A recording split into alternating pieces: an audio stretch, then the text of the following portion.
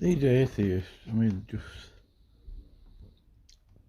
toxic.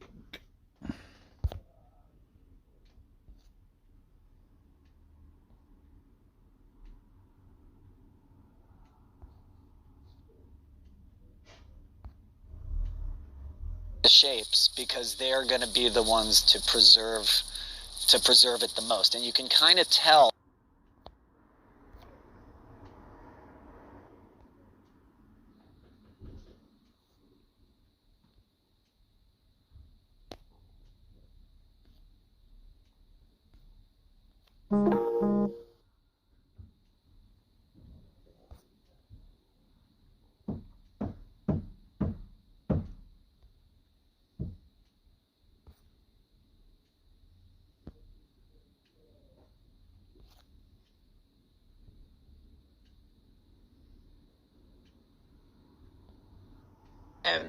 Needs as well, you know.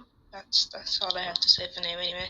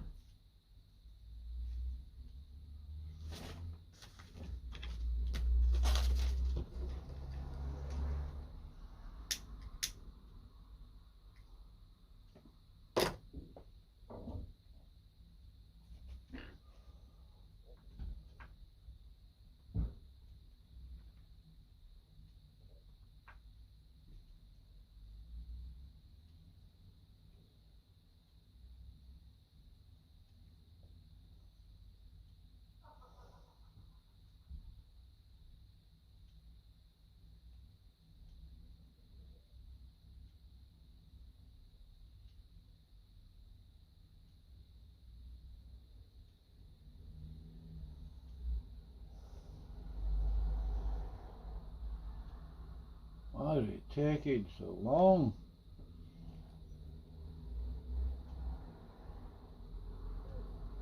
So mystical.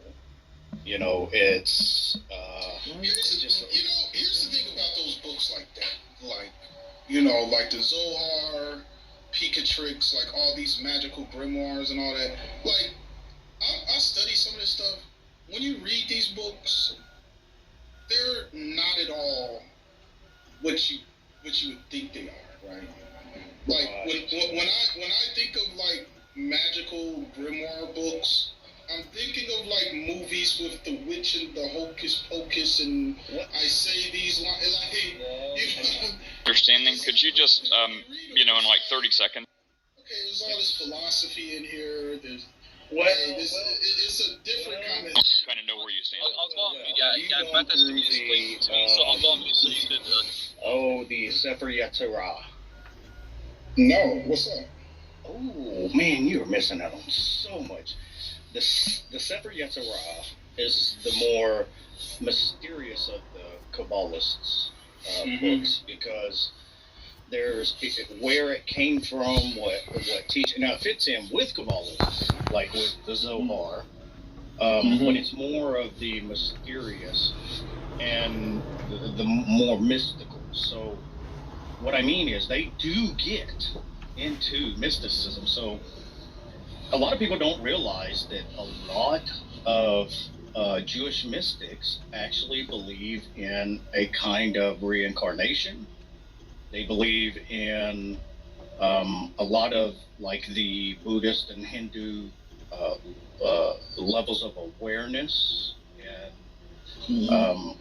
they have the 3 souls. Some of them talk about the 5 souls, but what's crazy about it is once you get to a level of this spirituality, they actually made claims at one time that there were sages that were able to literally create life because of their level. You're talking about the golem. Yeah, and then they took the story.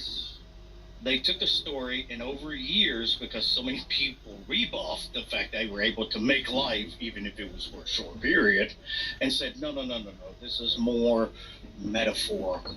This is more allegory. Yeah, the golem, they actually made speaking of weird movies, there's a silent film called The Golem, where this is Jewish town, and the evil people came to the Jewish town. It's like made in the 1920s.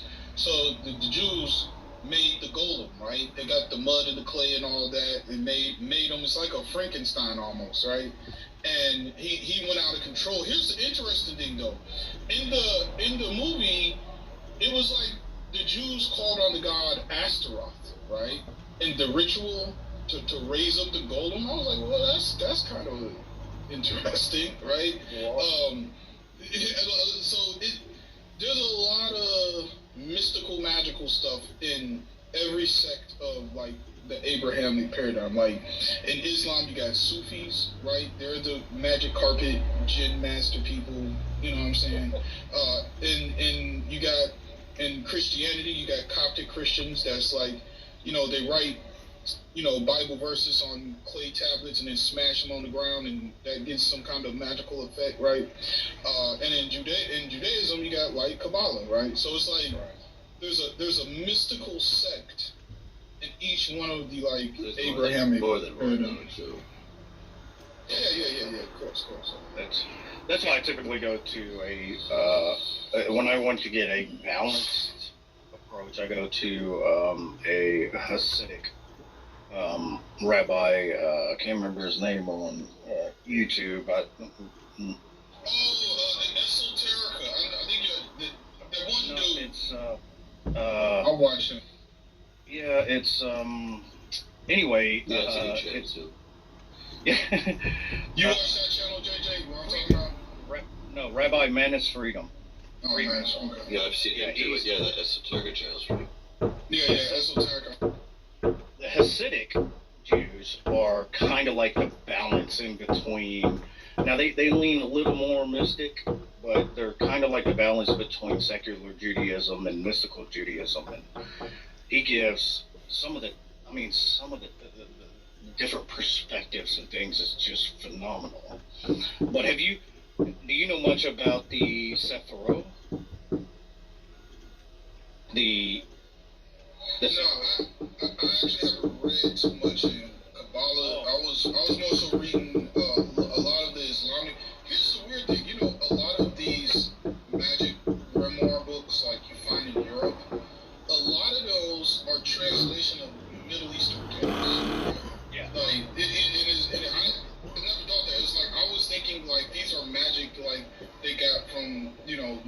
culture, you know. Some of it is. Some of it from, like, Latin culture, but a lot of those magical books, like the stuff John Dee was using, and all of that, it's, like, translated from, like, Middle East. But John Dee's whole thing was the Enochian language or whatever that he was dealing with. That whole thing was interesting because it's like, yo, how do you come up with this language this fast? Well, It's like a real language. the reason I was asking is I'm going to find this video. Bernardo Castro. He's the atheist, ideal or objective idealist. Is like a pantheist, but he had a neuroscientist who was a Kabbalist, and this neuroscientist goes through Bohmian mechanics and how much Bohmian mechanics and Kabbalism like line up. I mean, like perfectly. Now, I think Bohm he may have been Jewish or into Jewish mysticism himself. I don't remember exactly. But this guy lays out a case with Bohmian mechanics and the understanding of the Sephiroth and mysticism that is just it's mind-blowing. But just for a quick reference, the Sephiroth it's a I think it's like a 10-tiered that has how many tiers is it?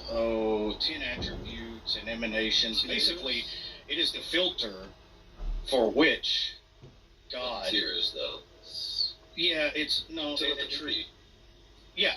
It's like a tree, but you have the I think it's Keter, which is like the head of it, and basically they believe it is the filter through which God communicates to the world, and they actually hold to like humans being like avatars, and the world being a like this holographic kind of. It's interesting, but it's crazy as hell. Is that why Microcosm and microcosm. Is that why Kastrup was into it?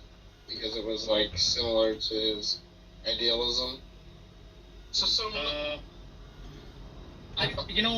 Well, Kastrup was into it because Kastrup is an idealist and an what he calls objective idealism, and so basically he was exploring panpsychism and consciousness and how the Jewish mystical thought approached consciousness and panpsychism. Yeah, Kastrup is I love Kastrup. I mean. Oh, I do too. I've been trying to get him on my channel for a while. I mean, he talked to T-Jump. If he can talk to T-Jump, he can talk to. Oh no, that was painful. No, it was amazing because handled T-Jump pretty quickly and told him his objections were nonsense. But no. I think I feel like from my perspective, he's very close to truth with the way he sees the metaphysics. Yeah, bro. That's okay. I thought it was you, but you come on here with like this crazy name that's not even close to your normal name, and I'm like, I know this guy. But how the hell do I know him? Now I hear you talk. I know who the hell you are. Yeah, that's right. Damn. Anyway, yeah. I'm sure you can get Kastrup to come on, but yeah, what I love about him is that he's like got because he worked at CERN, so he's got all the all the science credentials you need, and then he's just like dunking on materialism all day. Well, that's what I was telling him earlier about Kastrup is he has such a robust and very strong argument for his kind of idealism and consciousness and panpsychism. I think he's a pantheist. I don't think he's a panpsychist, right? I mean, I don't know how neatly he fits into these categories. Like, probably closer to some. Like, he thinks that mind is primary. Yes. Well, yeah, because typical idealist is mind is fundamental.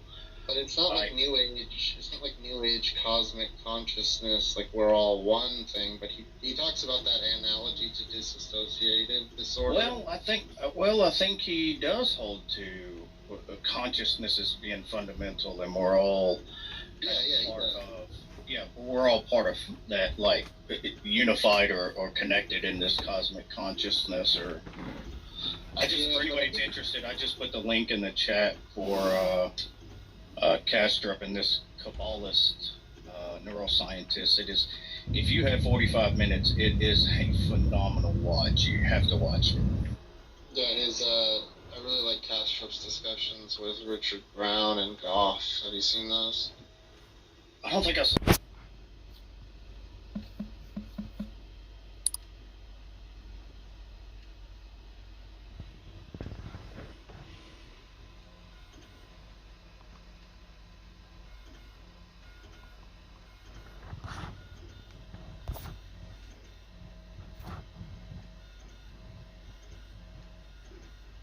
Only one of each. This is not rightly dividing the Word of God. This is the ancient strategy for warfare of divide and conquer, adopted here by Satan in his war against the true gospel and against the truth of God's Word. But Schofield's heresy does not stop there. The result of these heresies and the apparent agenda behind them is to teach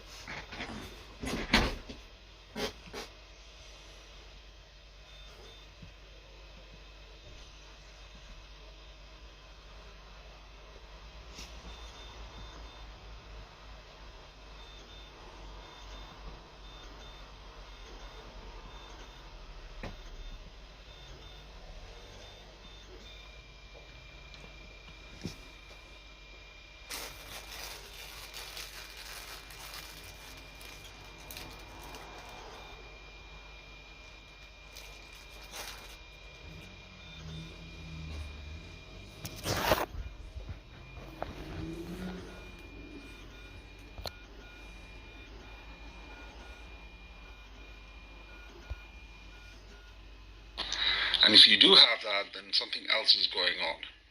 And actually, the more time you spend with data, the more time, and I mean real data, not the abstract stuff that you hear about, right? But actual, like, real numbers with real people, the more you see these particular types of curves, right? The more robust your actual thinking becomes, and the more you start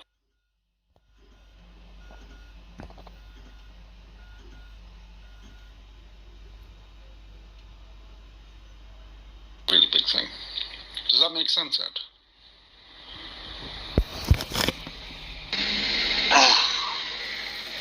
Yes, hear me okay? I don't want a truck now, but, Yeah, that's very interesting. Yeah, then they have the Bayesian, but that's completely different than scientific experience. Bayesian analysis. No, Bayesian analysis is actually part of science. Yeah, 100%. Okay. Like, I'll admit it though, I was diagnosed with bipolar when I was younger, and I probably have a little bit of the OCD. So, my problem is I just focus on religion all the time as far as trying to find out what's right, what's wrong. And it's exhausting. You know, because it's a lot of it's linguistic, semantics. I shouldn't call them word games, but it's, you know, the way linguistics developed by people. But, yeah, these studies are interesting. So they put me on one pill, lithium, years ago, and that didn't work. But they're, each person's body is individual, how they're going to react, so they have to have a lot of subjects to study to come to consensus on what drugs work in. But, well, you're right. No, you're absolutely right. So, like, in a lot of kinds of research, like scientific research, especially when it comes to people and how drugs affect mental health, or indeed any kind of human health, right? Controlling the circumstances to any great degree is pretty much impossible, right? So you have mixed results. And that kind of research includes investigations that cover a very long period, or investigations in which the health of the people involved is at issue, and you've got legal and moral restrictions, right, that come into play. I'll give you another example, okay? So let's say you've got a nutritionist, right, who wants to see what the effect of 15 vitamin and mineral supplements on heart disease, right, is going to be. And because the effect is expected to take several years to develop, right, you can run this, ad in a health publication for, for people that have, taken these vitamins and these minerals on a regular basis for 5 years, right? Let's say 80 people answer the ad and report which, things they've taken and how much of each, right? These people are then, examined by doctors. And some show no evidence of the disease, while others actually do show the disease in varying different amounts, right? Same thing, by the way, applies to mental health. You can have people that take particular, drugs or particular kind of actions or have particular type of trauma. It's the same exact scenario, right? And after you look at the data for the nutritionist idea, right, the nutritionist scenario, right, that person concluded that certain vitamins and minerals do offer protection against heart disease. And you can follow the same procedure, right, as a nutritionist, pretty much across the board, for things where things are a little bit murky. And it's very similar to the method we were talking about earlier, the joint method of agreement indifference. And the objective here is to identify a cause amongst a class of possible conditions, some of which are accompanied by the effect, in this case heart disease, and some of which are not. In your case, it would be like, better mental health, right? An alleviation of symptoms. And the major difference between, the nutritionist's method and the joint method, right, that we were talking about earlier, is that the nutritionist took account of varying degrees in which the conditions and the effect are present in 80 different situations, right? In this sense, again, because you're taking account of the variation, right, it's like the method of concomitant variation, where you're looking for correlations between different things. So let's say, for example, you take your medicine ad, right, and you go through all the different things, like you map out like your particular behaviors, your triggers, and those things like that, and you do that over a period of time. And it turns out that the more often you do that, the better you become. And there will be occasions where you forget to do that, and so you get worse, okay? And the fact that you have insight and you're talking about the fact that you have these things which actually affect you negatively shows a really good sign that you are actually able to self-correct, And that, again, is part and parcel of what we call the scientific method. It's like keeping a track of causes and effects by using that concomitant variation method. Does that make sense, man? Yeah, but as far as sometimes the medications just can go so far, and that's when I think you kind of said that where you can map your behavior, use CBT and other psychological factors that can actually alleviate the need for medicines, but you got to be really careful. You heard of CBT and stuff like that, cognitive behavior therapy, and outside stuff. So, like you said, it's accompanying elements and lost. I'm not too good at linguistics. No, it's absolutely fine. What you're saying is absolutely right. Like, what you're looking at are studies, right? Not experiments. We don't like to think of ourselves as being an experiment, right? But you can look at studies in two ways. You can do a retrospective study, which is to look at the people that have already gone through a particular course of treatment or have tried something, right? And that's called a retrospective study because we're looking back, right? As opposed to a prospective study where, people are expected to fulfill the requirements in the future, right? For a prospective study, right? A CBT practitioner would select a group of subjects, okay, and follow their future, sort of adherence to a particular course of medicine or therapy for about 5 years. But this kind of study is going to be a lot more costly, right?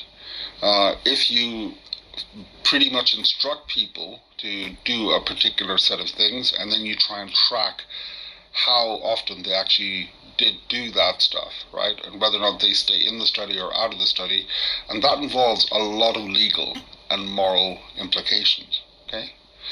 Another type of study that we find quite often, right, scientific study, is what we call the correlational method, right? And this is usually in the social sciences. And again, it closely replicates the method of concomitant variation, where you're looking for things that are either positively or negatively correlated, right? Like either they're inversely proportional or they're proportional to one thing changing that causes another thing to change. So here's another example.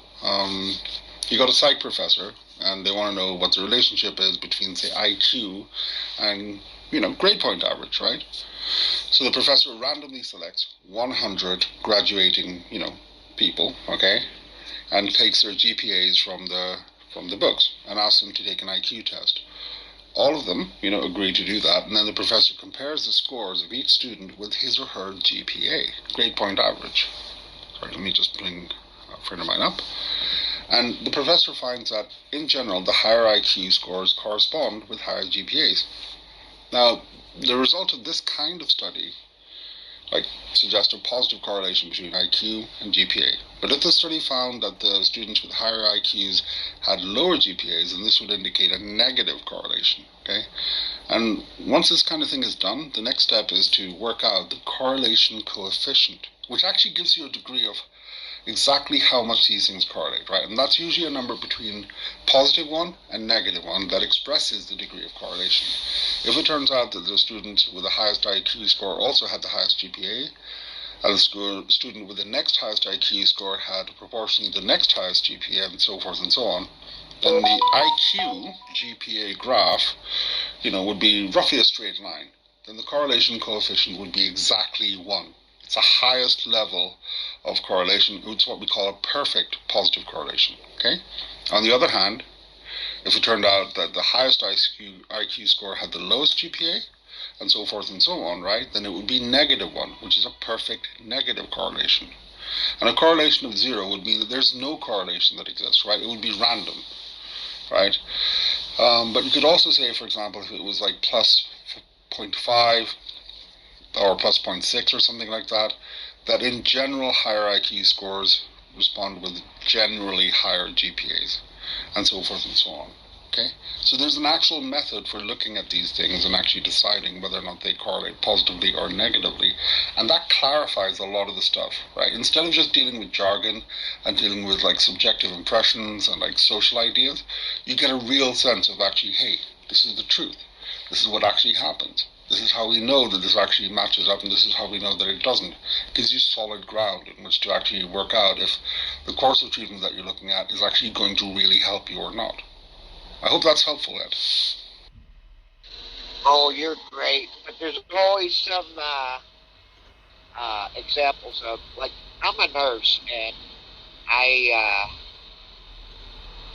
noticed some of the registered nurses that graduate, they have high GPAs, but they can't even take a blood pressure. You know what I mean? So there's always a deviation from the norm, but like you say, it has to be a fairly well sample size. But I kind of find that funny where you get a little bit extremes. Not many people, but you know. Then you have the high inflated GPA. I know you go with IQ first, but as far as GPA, you have like inflationary GPA. I live in Idaho, and it seems like some of these colleges really inflate grades, and they would take that into account in the study also, correct? What type of school, how reliable the students are working and learning, and that would be a very God, I got 2 teeth, so I'm having a hard time talking, but that would, you know what I mean? There's always, they have to take all that into account. I mean, you can't give the best thing to do, right, when it comes to these things is to engage in a certain level of cleanup, right? There's a lot of overhead in trying to chase down certain ideas, and sometimes it can lead people to go around in circles. I have that problem myself.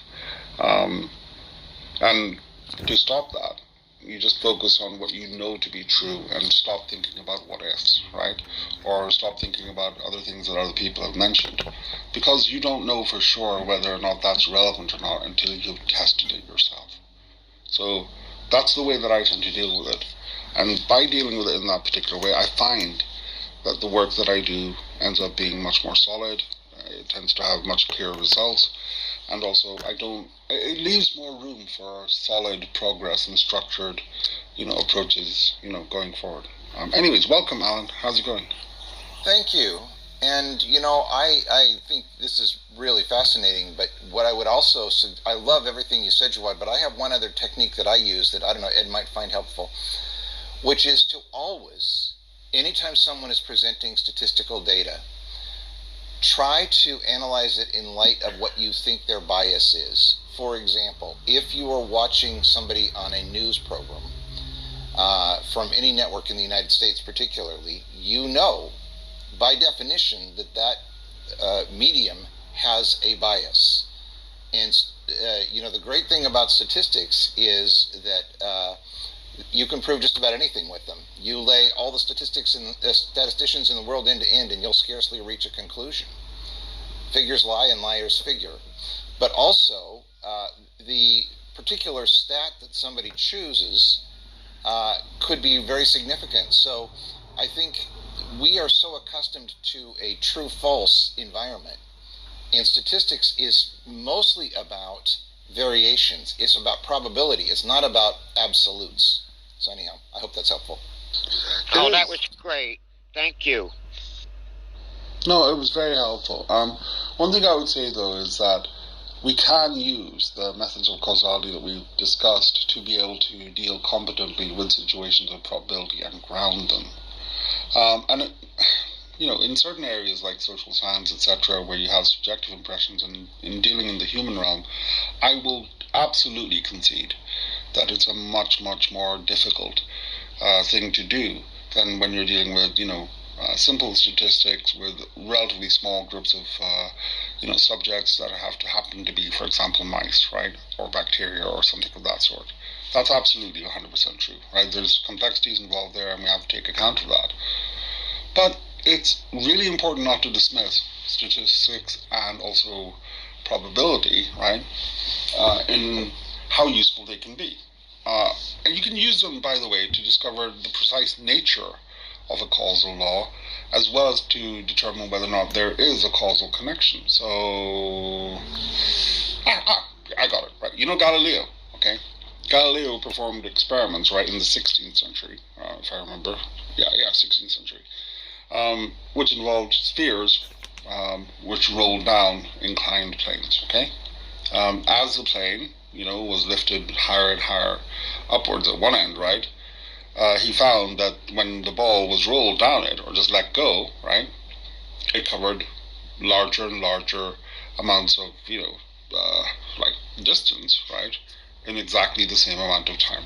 Okay, so that allowed him to realize that the downward force on the sphere is proportional, right, to the angle of the plane. So with that, he derived a law that acceleration, which is given to a body, is directly proportional to the force which acts on it. Later on, Newton turned this into the F equals ma rule. Okay. Galileo also noticed that whatever the angle of the plane, the distance covered by the ball increased exponentially, right, with the time that it was allowed to roll. So, for example, if the time was doubled, the distance was quadrupled. And from this correlation, he derived that the law that the distance traveled by a falling body is proportional to the square of the time that it falls, which is really, really smart, right? Really smart. But it's because of that, right? That stuff leads to concrete physical laws that nobody else can get around, right? And you can run that experiment 1 time or 100 times or 1,000 times or 1,000,000 times. You can actually see that that's going to be the case, or you can actually, experience that that's going to be the case, okay? A little bit later, right, you had Robert Boyle, and Boyle was great when it comes to pressure and volume and gases and things like that. And he actually was really cool. I like him because he was as much an engineer as he was a chemist or a physicist. He made this, set of glass tubes and everything else that allowed him to work out the volume of a gas as he tried to adjust the pressure, right? He found that the pressure, as the pressure increased, right, the volume of the gas decreased, and as the pressure decreased, the volume increased, right? From that negative correlation, he derived the law that the volume of gas is inversely proportional to its pressure. Okay? Boyle's law. A century later, you've got, Charles, right, who was another, sort of scientist, who observed a correlation between the temperature of a gas and its volume, right? Most people credit Boyle with doing both, but actually it was another guy called Jacques Alexandre Charles that actually worked out the relationship between the temperature of a gas and its volume. And as the temperature increased, the volume increased, and vice versa. And this provides a basis for, what we now call Charles's law for gases. Okay? It's really important, by the way, in astronomy as well. I'm trying to think of some examples.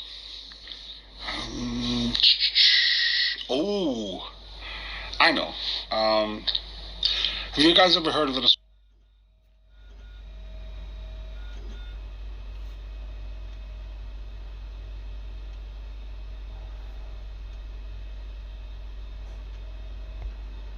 The discussion is John 3:3, except a man be born again. Jesus confirmed this how.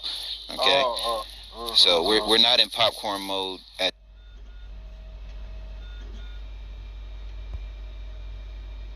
translated as 7 modes. The reason why you just hear it in Arabic is because there's not a direct one-to-one translation. A hyper-literal translation of a haruf.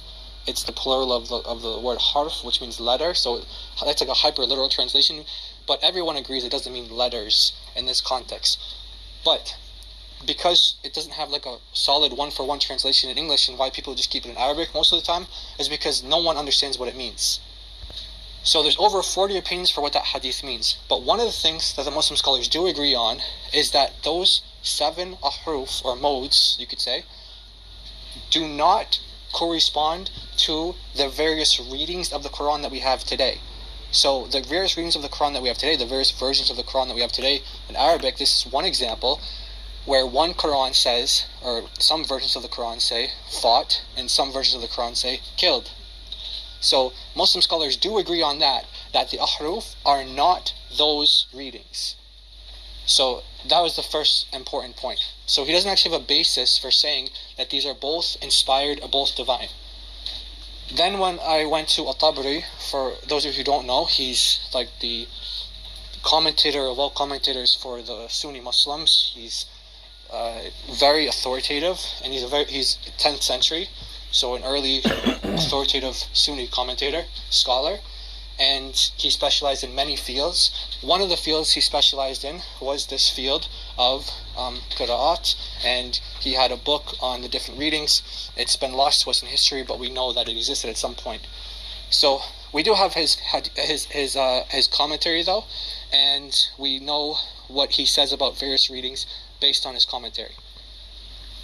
Now, in this commentary for this particular verse, what he does is he tells us what certain groups of Muslims say who choose some readings, and notice that they actually use the word choose. So if the equivalent for a Christian would be like, we're not talking about textual variants, we're talking about something that we believe to be inspired. Like this, we're not talking about it could be Mark 1:41. It could be Jesus was merciful, had compassion, or it could be that he was angry. Like, we're not talking about that. What we're talking about are two texts that we would say are both divinely inspired, and the language we would use to describe those two texts would not be, I chose this reading over that reading, or this reading is impossible in light of that reading. No, you don't say that about something that is divinely inspired, something that you believe is inerrant and infallible. So this tells us immediately that the early Muslims did not have this view that all of these readings were viewed the way Muslims view them today. They would choose certain readings, and they would have some sort of corpus for, different Muslim communities in different regions would take different readings, and they would take different canons of the Quran, you could say. And in this particular verse, Al-Tabari gives us the synopsis of basically one of the groups who say, look, if you take this reading fought, then the other reading is impossible because the rest of the verse doesn't make any sense, because it mentions things like they didn't lose heart and they weren't weakened. So they're reasoning amongst themselves, and they're saying, well, if you were killed, then how could you say you didn't lose heart? Because you're dead. You can't say, someone who's dead can't say I didn't lose heart. Someone who's dead can't say that they weren't weakened. Well, obviously if you're dead, you were weakened. You did lose heart in the battle. You lost the battle. So they were saying it's impossible. They actually used the word impossible. And he translated it impossible too. I'm really glad that he was accurate with that, at least. He did translate it as impossible. And so the other group, which we didn't get to because we didn't get to conclude on this first part, but the other group gives reasoning for why they accept the reading as killed. And then Al-Tabari gives his conclusion where he chooses the reading of killed over the reading of fought. He says that it's let me get the exact wording. He says it's the most worthy of the two readings, the most correct reading. Again, if I pull up John 1:1 and then Mark 1:1, and again, we're not talking about textual variants, and I say John 1:1 is more correct than Mark 1:1. It's more superior. That wouldn't make any sense because I, as a Christian, believe that they're both divinely inspired from God. So the fact that Al-Tabari even pins them against each other and says this one is more authoritative, this one is more correct, and notice that they're giving reasons for why. It's not just, oh, Muhammad said it, therefore, okay, that's the word of God. That would be enough, right? No, but what they're doing is they're giving reasons, they're giving a list of reasons and arguments for both ways. So I was just trying to show him that the view he was taking today is not the view that early Muslims took, and that he doesn't actually have a basis for saying things that he's saying. And I did say to him that, well, anyway, I don't have to get into that now, but maybe, yeah, so that's pretty much a summary. Yeah, thank you very much for the summary on that, Jake. Go ahead, Jake. Nothing. That was a good discussion. He did admit the one thing, I think, when he was talking to you, Chris, was that he conceded that the words have different meaning, but that he believes that the Quran is this compilation of all the recitations, and that each recitation highlights the one Quran. So in a way, he's saying that every different recitation is the complete Quran. So then, if he's just reading the Hafs, he's not getting the full meaning. He's not reading the full Quran.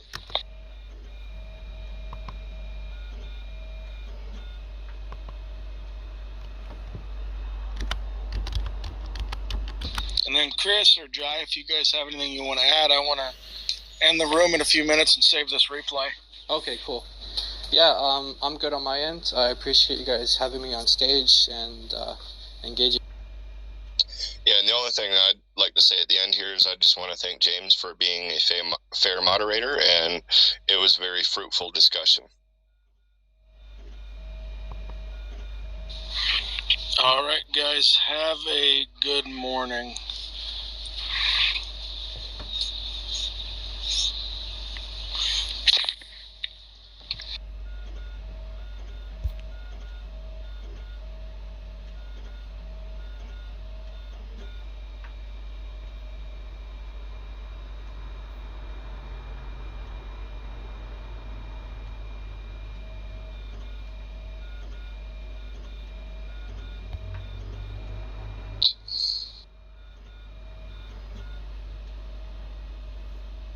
Thanks, C.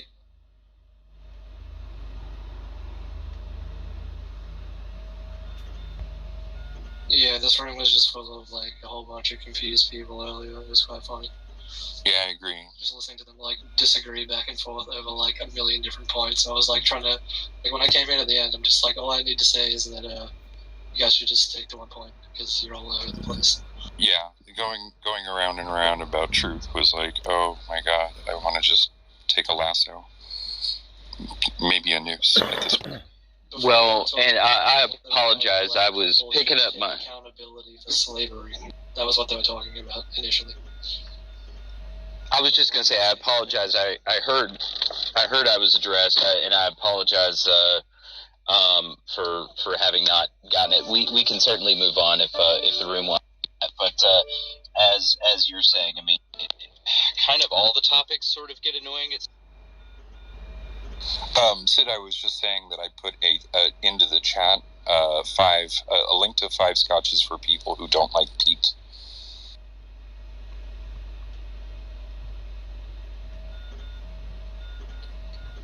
Thank you. I'll check that out. For certain. But no, everybody sort of gets annoyed at all of the topics at some point, right? Like, we'll say, I don't want to talk about race. I don't want to talk about truth. That is sort of I don't care about a negative aspect of this. I know, and nobody wants to talk about evolution. It's great. Yeah, that's another one, right? Every time evolution comes up, like, several of us are just like, fuck, I'm gonna go do a different... Like, we were talking about astrology, and then that Sir dude kept introducing the Bible, and I'm like, I don't really want to do this, because then it's just going to change the subject. And he's like, no, how is it changing the subject? And then we ended up talking about, like, what is truth? Well, there shouldn't be any proselytizing or evangelizing in this room. So, I mean, if a theist is trying to bring up their Bible and trying to proselytize, just let them know that they're in the wrong space for that. I don't think that's what I did. And it ended up, he was like, I'm not changing the subject. But he absolutely... He was using that as an example that he came from religion, and then he got into astrology. And he was just kind of equating the two. He wasn't bringing it in. He was saying that's how he felt while he was in religion. Yeah, that's what Tarzan said. This is how he feels. This is how he feels now. But it's not like he was throwing any scripture in there trying to, No, I'm just saying, like, he was introducing an element that wasn't necessary to introduce, and by doing that, the conversation led to, like, what is truth, when we were just trying to establish whether or not there's any reason. To be fair to him, James, I actually deliberately nuked that conversation. That's why truth came up. Good morning, Uri. Yeah, that, like, whether or not the Bible should have been introduced then is just another question. Hello, Yuri. Is there anything you'd like to share with us? No, not at the moment.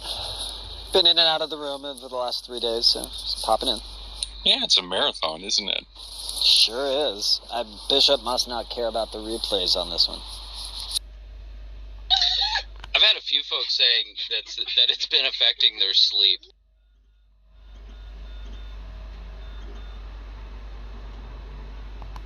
Bishop is just sitting there tapping his fingers together, going, good, good.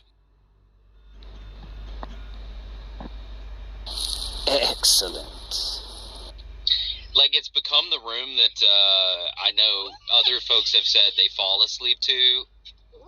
Some folks say, I've been, like, it's fucked up my sleep schedule because I feel compelled to, like, be in there. So it's been really interesting to hear, like, the impact it's been having, and I don't know if it's good or bad, but it's been...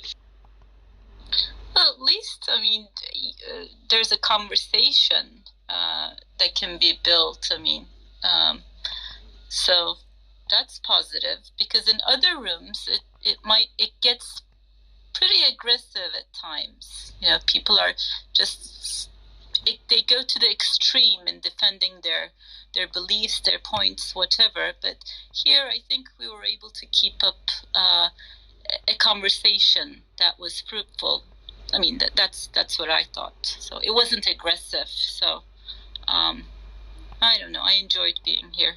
Yeah, and I blame the moderators for that too. I'm looking at you, right? For keeping the conversation moving and all those things. So. Okay. So, I came in like half hour ago, so I didn't want to butt in. So one thing I'd like to ask, this is a general question. What would happen, do you think? Like we have theories, right? Evolution is considered a theory as far as I know, because it hasn't been proven, right? There's no observation. What would happen, do you think, or what sort of an event is necessary for people's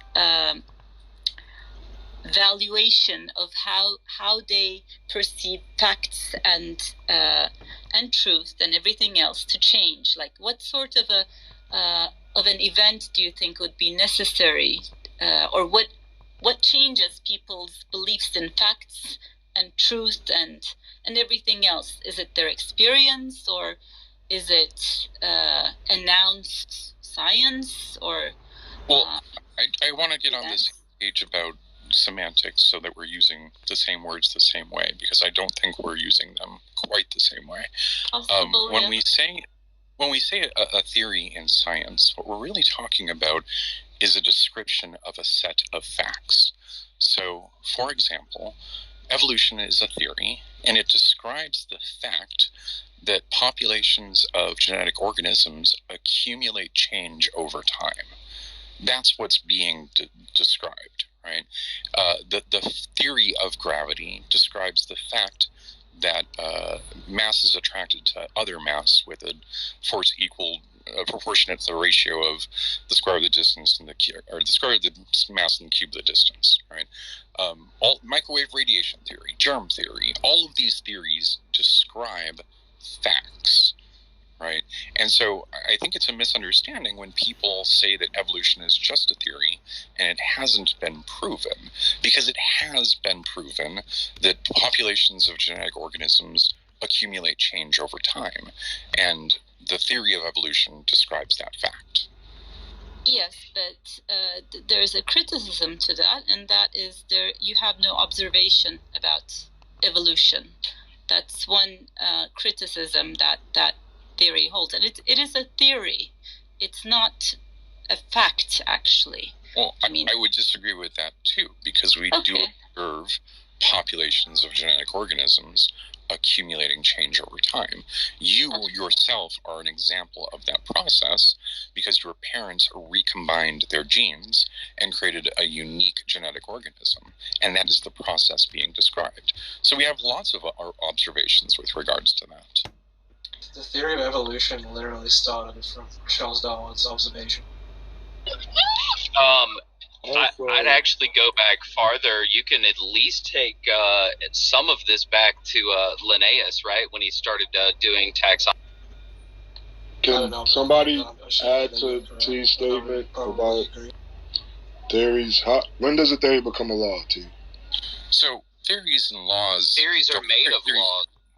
Yeah, theories are made of laws. Laws described repeated observations, and theories described explanations for those observations. So there's an overlap between theories and laws, and that is repeat observations. So when we say the law of universal gravitation, right? What we're really talking about is we're talking about a set of repeated observations and an attempt to provide a mathematical formula. Laws are described in terms of mathematical formulas, right?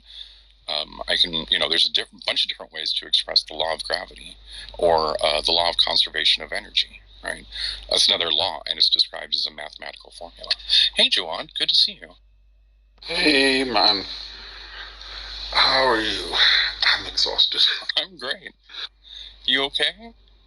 Yeah, I just came out of an entire sort of logic class on the scientific method. So my head is fried. And I came in here and you guys are talking about the problem of induction in scientific laws. So I was like hoping to quietly, hide. No, dude, you're in the wrong place entirely, buddy. But I would give you a big hug if I could. Oh, you too, brother. You too. Give me a break. How's it going, guys? Have you solved science yet? How's it go? Solving science is a bit like smelling purple. Lovely analogy. I'm not going to ask any follow-up. You just missed it. Well, that's probably for the best. No, but, what's under discussion at the moment? Sorry, I just arrived. So I was hearing T talk about theories and laws, but is it, part of a general, theme, or what?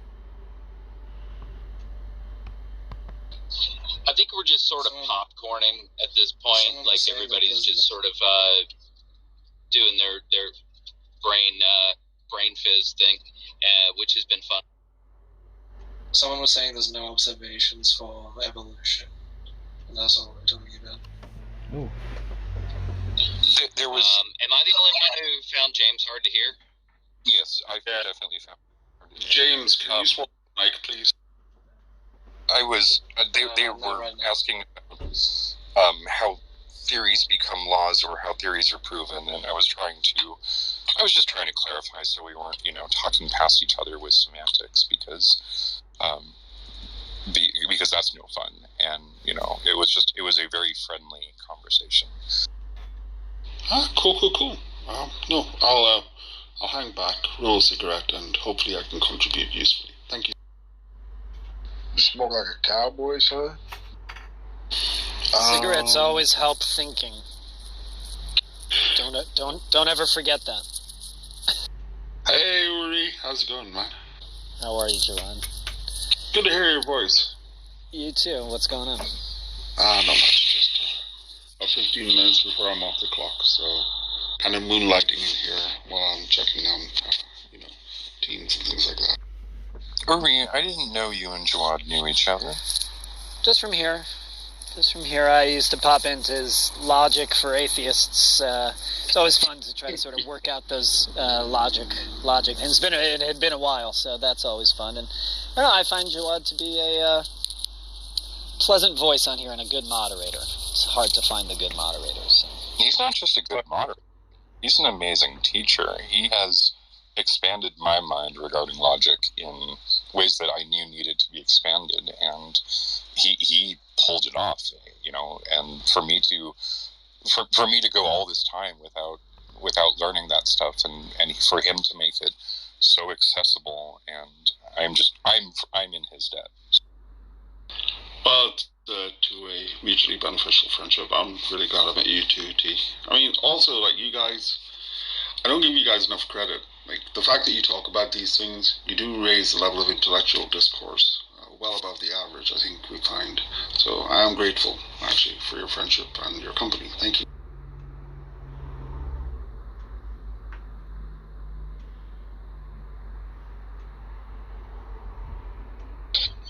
I do also want to say, while we're giving, sorry, my dog's barking, while we're giving gratitude, T, you pretty much elaborated in words that I've been unable to find, apparently, despite my numerous attempts.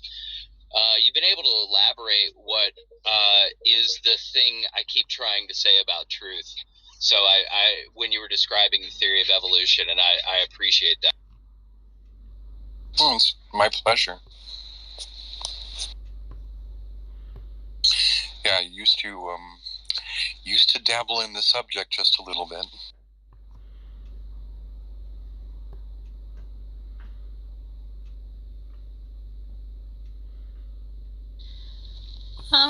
T, so going back to the laws of physics, is gravity a theory, or is it mathematically proven? There's actually several theories of gravity. Going back to Newton, starting with laws of motion, gravity, and mathematically proven Newton had a law of universal gravitation, and it was expressed as a mathematical formula. right? And then Einstein came along, and he created a new theory of gravity. And then there are further theories beyond that. String theory is a theory of quantum loop gravity. There are, so the idea here is that, and this is why, theoretical physics is interesting, is that Newton sort of treated the space as a normalized grid, right? So you have 3 dimensions of space and 1 of time, and you can, work your equations along that. And Einstein very much challenged that idea. He thought that the grid was not normal. He thought that the grid warped and changed, and gravity was a description of how this grid was not normal. It was being warped and deformed by mass. And so the theory of relativity is a new theory of gravity. And what's interesting is that Newtonian gravity is still used on small scales. I mean, it's good enough to make our planes fly, right? But when we get up to things like more complex scenarios, like modeling, bigger things at the planetary level or at the orbital level or things of that nature, things start to break down. Or even if you do it on, here on the Earth, in terms of a rotating plane of reference, right? If you take your whole thing and rotate it, things get weird, right? And so Einsteinian gravity deals with rotating frames of reference, whereas Newton simply gets it wrong. And so all of these things are necessarily wrong in some context. And you can go to, the edge of a black hole, and Einsteinian gravity starts to break down in weird ways, right? And so all of these things are context dependent, and we have to take them with the grain of salt that they are being offered in. Yes, as long as they work, and we benefit from that knowledge. I don't know if, as long as they somehow serve us. Then don't you think we need to accept them as fact? Well, I think we do. I think that, like I said, we make our planes fly based on, basic Newtonian gravity for the most part. When we do the basic, sort of lift thrust drag analysis, this is all based on Newtonian mechanics to a large degree. And so, they are, to the degree that they are factual with the caveat that they are, models of a certain context. And you can always find a counterexample in terms of a context in which it's not factual anymore, right? And so, for example, the rotating frame of reference, when we talk about planes flying around, we're not dealing with rotating frames of reference as such, right? But when we deal with, satellites in orbit, and we're talking about really precise timekeeping, we do experience frame dragging. And so Einsteinian gravity is used to make these models more accurate. And then, even based on those, we still have to correct for the fact that the model that we build isn't always reflective of the actual reality that we observe. Things drift, things fall out of sync. So there's always a fudge factor involved. Might I add something to that? There is as a lay person, if I were to describe that differently, I might say something like, I think about it like a book. So a fact is just one sentence that's in that book. Something like a law is like a page or a chapter. A theory is the whole book. It's all the laws. It's all the facts. But sometimes we have to put out a second edition.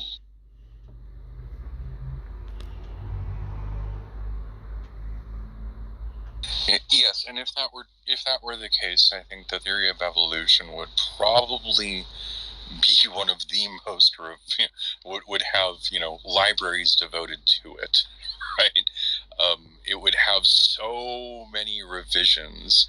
I think it would be one of the most revised theories that we have to date.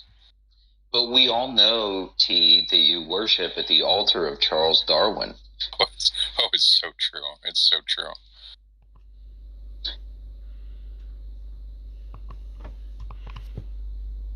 About Darwin. So, what is the question? I was saying that I was saying that Darwin is judge's God. He worships at the altar of Darwin. Mm-hmm. Sarcastically.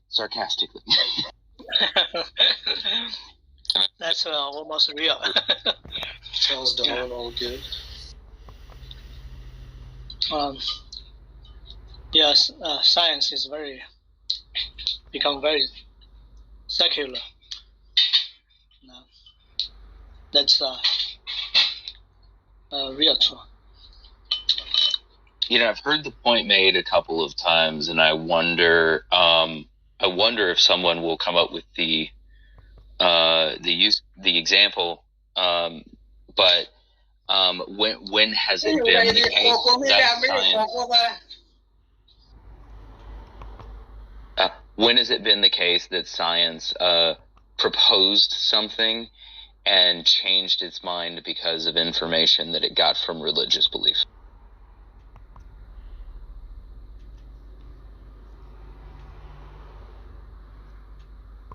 I'm not going to touch that one with a 10-foot pole.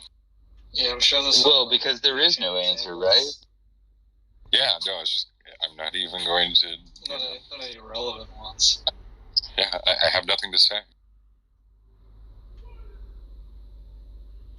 I mean, I feel like one day a theist is going to find some, random thing in history to answer that question. We're all going to be like, damn it, now I have to go read a Wikipedia page. The connection between atheism and evolution, or a better way to say it, the connection between evolution and faith, is a completely false dichotomy. I don't see any reason that someone with strong Christian or other theistic beliefs has to reject Darwin, to hold that. That is so limited. You're putting God in such a small box. I don't accept that at all. Alan, could I say I think I'd agree with you if you changed the word to from completely to almost entirely? Okay. I have no problem with that. I get a little melodramatic sometimes. I think everybody would agree at that point, right? The only extent to which it matters is the extent.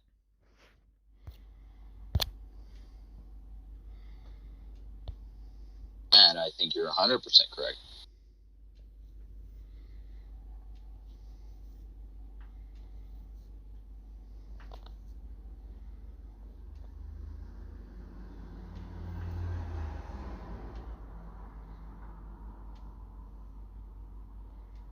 Experience. I mean, I knew it. I knew that he didn't really have that much supernatural experience, and he is hungry for it. And I think that the best thing to do truly is to pray for that individual. And actually, eventually, the more I talk to him more, make him pray for these things too. And I guarantee you that he would love to have these experiences. Because for me, Jesus, I guess that I'm lucky that Jesus did came up to me and told me he died for me. I guess I'm lucky that the Father has appeared to me in my dream. Jesus appeared to me in my dream. The Father person appeared to me and spoke to me, telling me that John 3:16 is true. He showed me John 3:16. So when I became a Christian, when the sun was setting, the sun shined at the Bible, and the Bible was glowing. When I started to ask God, who are you? What are you? What's true? I don't know.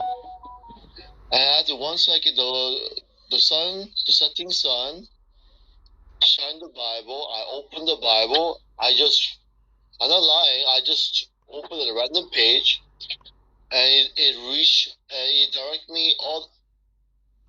directed me to John 3:16. Wow. Yeah, I was like, what? You gotta be kidding me. This verse, right? What? I was like, is this true? You know, sometimes. And a voice came inside my head. I know that's not my voice. I said, yes. It was sometimes you go through things, right? Mm-hmm. You know, sometimes you go through things, and then it shakes your faith. It shakes everything you think. And the only thing you have is that evidence we are talking about now. Sure. Which somebody doesn't have. Yeah. Yeah, so for people who have no experiences, they are yearning for it, but because they also have doubt, sometimes if it comes, they don't even know it. Or they don't even recognize it. They think it's one of those things. The people who are not accepted to dogmas, the people who no longer reject dogmas will be more open to these beliefs. I'll tell you that I cannot tell you this, but one of my friends who are former Muslim, okay, his dad has personally encountered dozens, if not 20 or 30 Christian miracles in a span of 2 years. Wow. Before 2 years ago, he was Muslim for 50 years. Wow. Close to 6 decades now. And understandably so, this guy, his dad is trying so hard to reject these miracles. And you know what's so crazy is that, so my friend, because he physically saw Jesus and Mary, and he decided to pray to Allah and say, Allah, about these miracles, prove him wrong. This is not right. Mary appeared to him in his dream. I'm telling him that she actually visited his son. Wow. And the guy is like, wallahi. And he personally witnessed many. I'm telling you, the type of miracles that this is insane. And he's losing his mind. And he doesn't even know what to do anymore. I like that. Start to appear to the dad's dream as well. Because he I like that stuff. Yeah. I'm telling you, it's insane. I pray that many people get such encounters so that it will make their work easy. You know? People get such encounters. Yeah, amen. But I'd like to go back to this topic. Apostolic Christians now, I'll be honest with you, I have a very similar view in the way I approach church history as the band.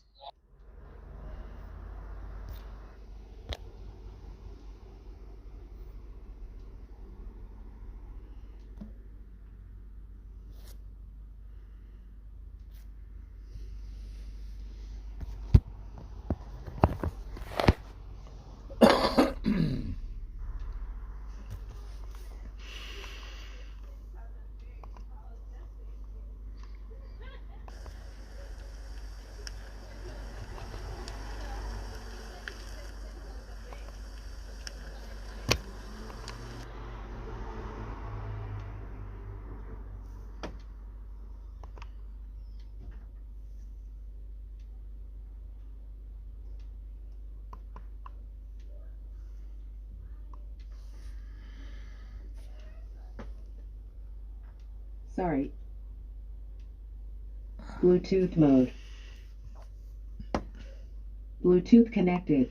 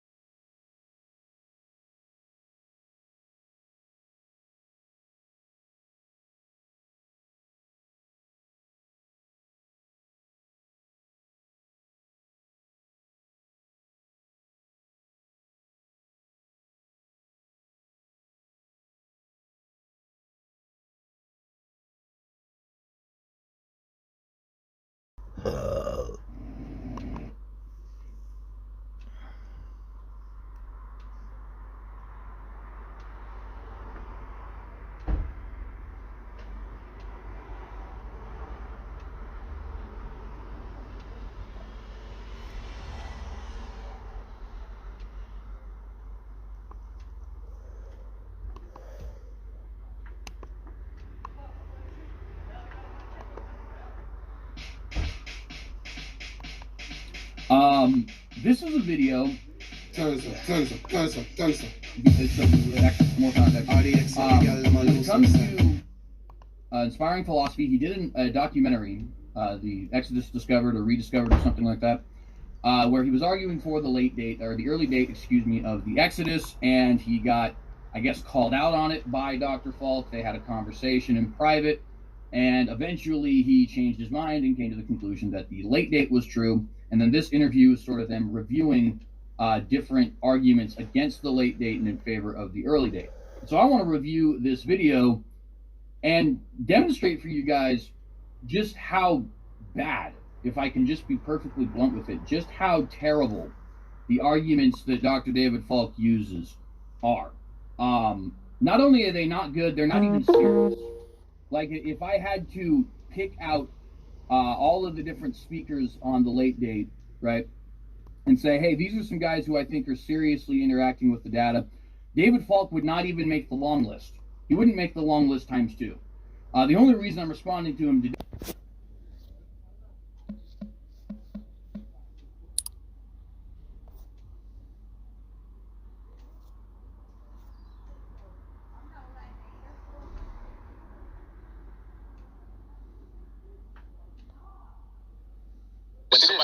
I don't believe it. Hold on.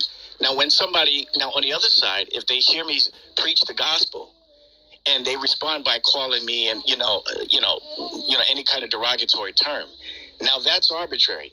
What they could do is just dust the sand off their and walk away. That's Christianity. They don't need to resort to. They don't need to resort to calling me names, right? But you can call them names because God told you it's okay to call them names. I can be as polite as possible, which most of the time I am when I'm interacting with non-believers. But it's the message in and of itself.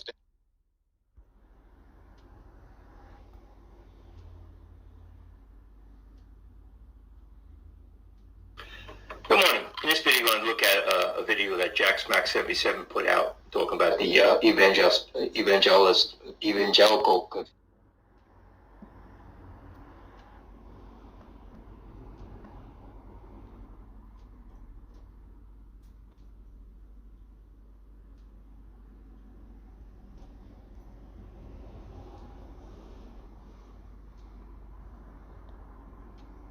Was you? No, fair enough. That's all right.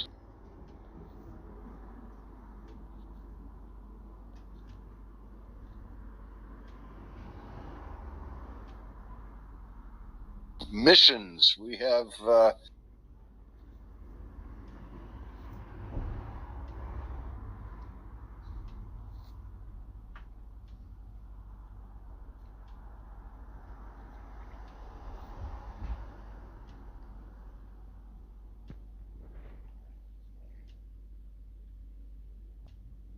Clubhouse, I thought, sure, we could have Muslim mods, but when you see like how they behave, especially Sunni Muslims when they're mods, it's just not a good idea.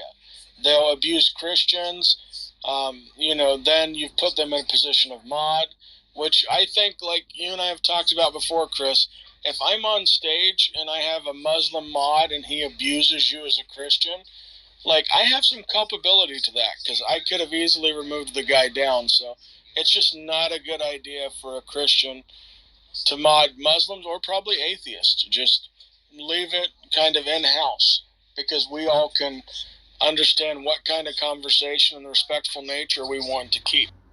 Yeah, amen. And I'll say that I give you the credit in the room because with you not modding Anas in that room, you were actually worried about dropping him down to the audience because he was actually having a discussion with Jay, and Jay was smashing him pretty good. And and just this is for everybody else. James didn't want to move him down to the audience at that point in time, only because he knew that Anas would use it as a reason to leave the room, that he was being kicked off the stage. So the only reason Anas stayed in the room as a moderator was because he was having the discussion with Jay. But as soon as the Muslim did anything wrong, which he muted Jay, immediately James put him down to the audience. So James will allow that conversation to go back and forth, but as he's actually displayed, as soon as the Muslim shows that he's not being fair in the discussion, he's off the stage. And even though James didn't mod him, he was willing to get rid of the Muslim because of what he did. So I agree with everything you did there, James. I probably would have allowed the Muslim to stay as a mod just at that point in time, just for that reason. And then as soon as he did something wrong like he did, I would have dropped him just as you did. So you did exactly the same thing I would have did in that room. Yeah. Wait for this to go to YouTube. I'm so excited as I'm getting this recording going right now. And James, he sort of likes you, right? Or he considers you like a friend. You guys go back and forth for a while now, right? Oh no, Anis hate. Oh, or there I'm mispronouncing his name. Anas, Anas. Because I pretty much, like, here's the thing: when I go into Muslim rooms, I'm respectful, but I'm like any other Christian. I question the deen, I question the history, and I push back. And so they automatically label you as an Islamophobe. And what happened the other day, and this video is on my channel, because he didn't really have a big issue with me until then, but that young woman who was murdered for just giving Jesus credit for her test and our passing semester, and she's accused of blasphemy. I had her picture as my profile photo. They brought me up to the stage to accuse me of making up a false story. Then when I demonstrated it's a real story, they accused me of exaggerating the story. Then they said, well, this article says she committed blasphemy. And then they tried to do everything to justify that a Muslim wouldn't do that unless it was real blasphemy. It just got to ridiculous lengths. And then they removed me from the stage and then booted me from the room and claimed that I had left on my own. Yeah, I saw the video. Go ahead. The funny thing behind this, though, guys, is what is the definition of blasphemy, and who can we blaspheme to? Right? It's criticizing the Muhammad. I think that's their standard. It's just criticism. If you even say the slightest thing of Muhammad, they'll consider you an Islamophobe and a blasphemer. Right, Chris? No, I agree what the Muslim definition is, but what is the actual definition of blasphemy? Yeah. Because we know we can only blaspheme God. Exactly. Yeah, that's part of their argument, Chris, is, and you're absolutely right, blasphemy is technically against God, but the thing is they don't even understand that Muhammad is lumped into the blasphemy laws, and that it's considered a breaking that, and that's what they're trying to use to justify it. But you're absolutely right. Blasphemy in Christianity can only be done of God. So that's true. There is a slight mistranslation into the English. Like in Arabic, they say "Man sabba Rasul qutila." Whoever slanders the Prophet is to be killed. Right? It's slandering. It's more slandering, which is considered blasphemy. They consider blasphemy, right? But whoever slanders Muhammad should be killed. Yeah. And by the way, I think I've sent you, James. I've put it once in the chat in a room that this particular rule shouldn't even be done through the courts. Like a civilian can actually go and do it. Brother John sent me the link. I can send it to you guys. It's in Arabic though. That a person by hand, a civilian, can actually go and kill the person who slanders Muhammad. This is according to Sharia in an Islamic nation. So he doesn't have to. They arrest the guy and go through the court system, and then they give him the capital punishment, right, for just slandering Muhammad. Yeah. And let me read this, because the definition of slander in the basic term is the action or crime of making false spoken statements damaging to a person's reputation. So that means technically every time I say that Muhammad lied, I'm slandering him.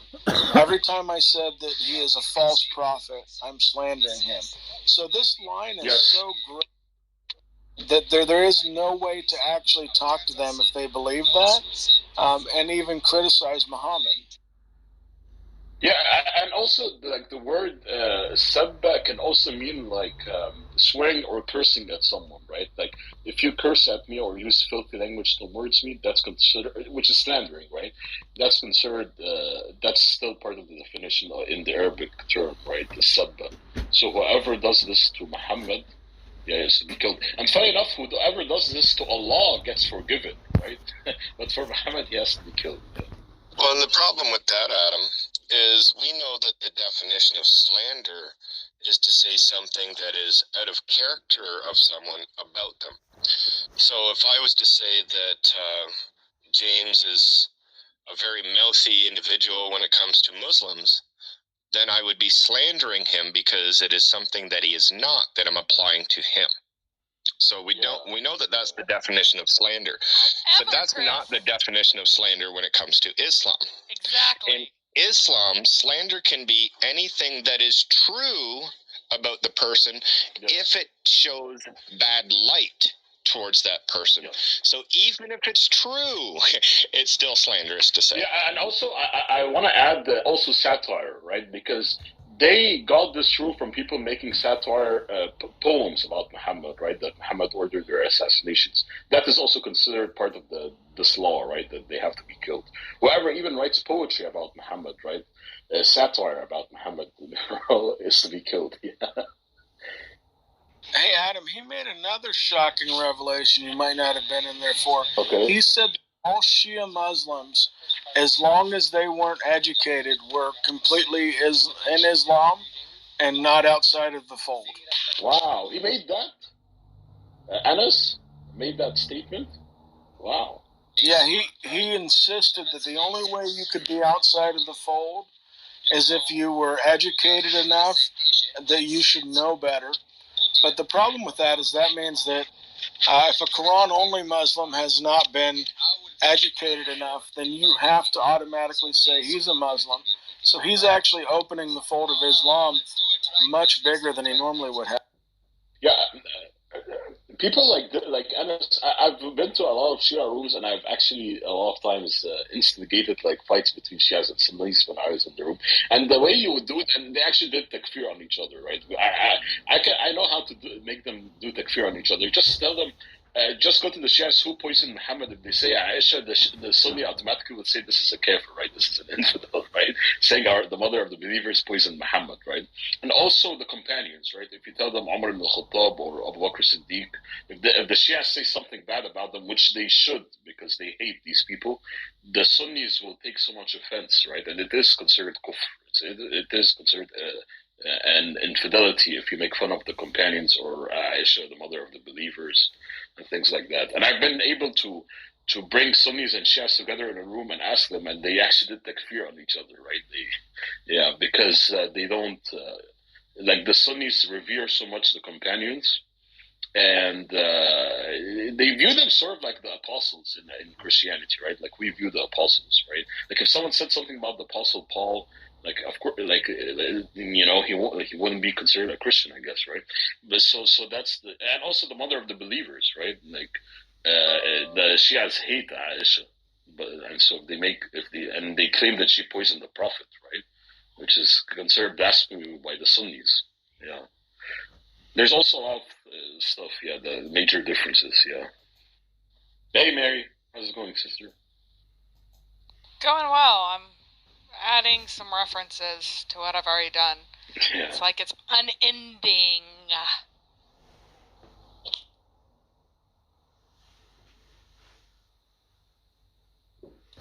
Yep. Yeah, for people in the chat, can we just watch our language? We don't need to swear. We don't need to use vulgar language in the chat. I've already had to get rid of one person for that. Let's try not to do that. We can insult Muhammad without using those vulgar words. As I said in the text, we can call him little Jinn baby. That drives them crazy. Has no curse language in it. So just everybody in the chat, just please watch the language. That's all. Don't forget, head full of lice. Yeah, that's utterly untrue, by the way, Chafik. Plenty of Muslims will curse Jesus in various ways and insult him, and all Muslims blaspheme him by not regarding him as God. If, for example, I said, Allah, we worship Allah, I'm a Hindu, we worship Allah just like we worship all the rest of the gods that, they're inferior, of course, to Brahman, but he's one of all these other gods. Would you say that I don't blaspheme him, that I am respecting him? I think we can get to a real world example and use the Baha'i too, Mary. Baha'i would claim that they follow and they love the Prophet Muhammad, but yet there's a prophet after him, so Muhammad isn't the last and final prophet either. Muslims would say that they don't love the Prophet because they lie about him. And in the same sense, Muslims cannot love nor honor Jesus because they lie about him.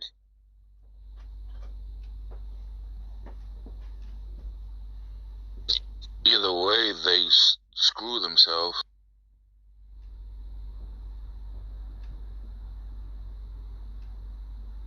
I'm still wondering why they reject their own sources and throw their scholars Because they have under to, the bus. right? Because it's so embarrassing, right? It's just, yeah. That girl is almost crying, by the way. Did you hear it in her She voice? wouldn't let. She kicked Diane down, and then me She and wouldn't let Mary any of and us up. Snow raises our hand, and she's like, "Oh, I have a phone call." It's like, no, you don't. If you had a phone call, it would the red thing would show up. And she's like, "I'm getting texts." I'm like, "You're a little liar. How convenient."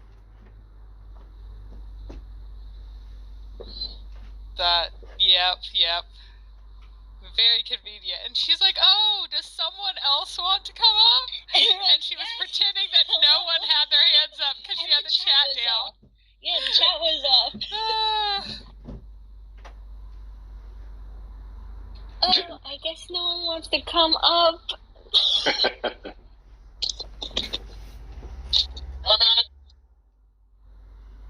Sorry, Chris? Hello? I think that was an accident. By the way, James, have you continued reading the book of Muhammad? I wanna know your thoughts when you get to the chapter where he meets his adopted son's wife.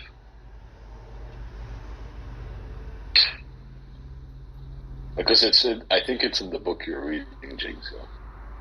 I have not finished it yet. Yeah, cool. I need to get back and finish the last 60-some pages of it.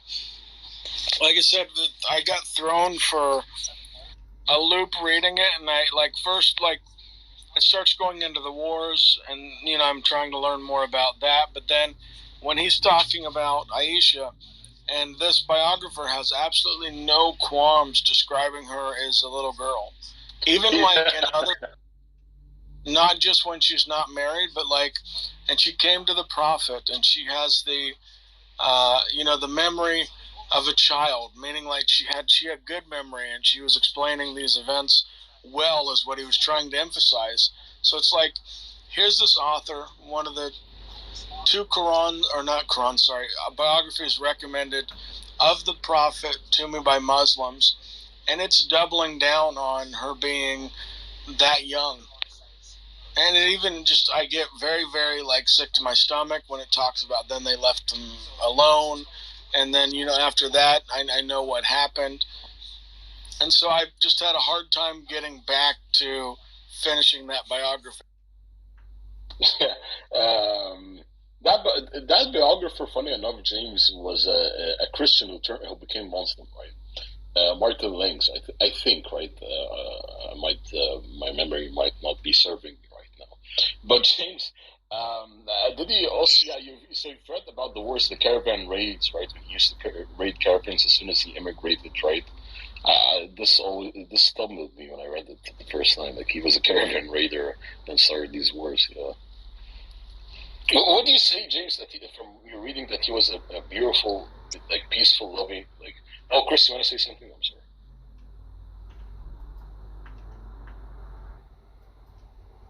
no, I didn't realize that my mic was unmuted. Oh.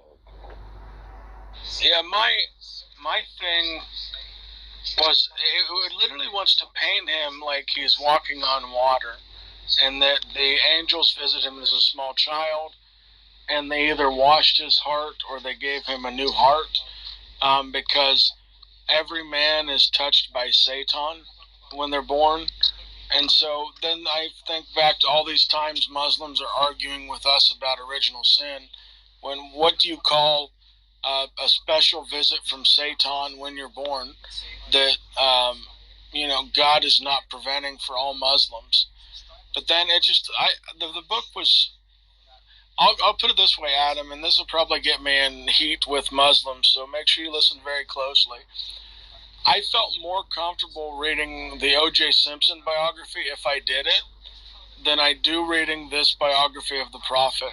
So hopefully the Nectar one that you guys recommended after this will be better.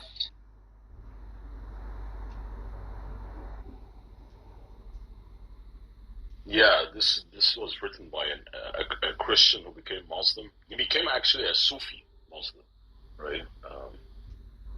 Which, by the way, according to the Salafists, a lot of Salafists consider that kufr, right, an infidel, the Sufis. But yeah, that's a different topic. Yeah. Go ahead, Brother James. I'm sorry for interrupting. No, you're good. I'm just waiting for the room that somebody will tell me gets open.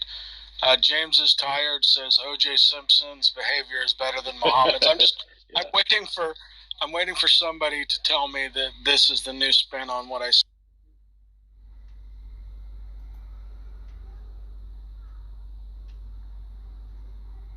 Yeah, I mean, he is not guilty though. But hey, James, you didn't seem too worried about the predators in the church yesterday. Hey, Charles, what flavor of religion are you today? I'm anti-pedophile, which you guys seem to be fine with. I sent you a message, Charles, to clarify. I'm under no circumstances supporting Khalil Allah or propping Khalil Allah up or doing rooms with Khalil Allah. The only thing that I said yesterday was I'm going to use the proper terminology that right now these are severe allegations with paperwork in the courts. I'm just not going to imply saying, hey, he is blank, because that's slander or liable. I forget, it's slander, right? Yeah. And that one I could actually be taken to court for. And me and Khalil live in the same state, which makes it way easier for him to try to lump charges at me. So I'm not condoning him doing ministry right now. I think that if you have those kind of accusations, you need to be off the internet. I've told him that. I've told that to him several times. He needs to take a break. That's why it's like, dude, we can't do stages with you. We can't have you on my YouTube channel. We can't do these things because these accusations that you have are very serious. Like, if they're not true, it's a terrible thing that the mom and this person accused you of. But if they are true, it's terrible and hinders. So that's my position on it. I'm not condoning, nor am I platforming Khalil Allah. Exactly, and I said the same thing before. I'm not going to speak on the killer for Allah. I'll state that because he actually admitted that he would kill for Allah. But I would never state anything on the killer for Allah investigation or court case that is going on, because it all is alleged until after the judge and or jury, if there's a jury in this instance, finds him guilty and or innocent. So until the verdict comes in of guilty and or innocent, we must assume that is an alleged charge. And of course, according to the rule of law, you are innocent until proven guilty. So that is my stance until I get the verdict of what happened between Killer for Allah and other people. That's my personal view, and that's what I've stated in many other rooms. So I'm not going to speak on it until after it's all said and done. But y'all don't know about Charles. Charles was fired from being a cop. He was disgraced and he was removed of his badge. Would you like me to tell everybody in the room why, Charles?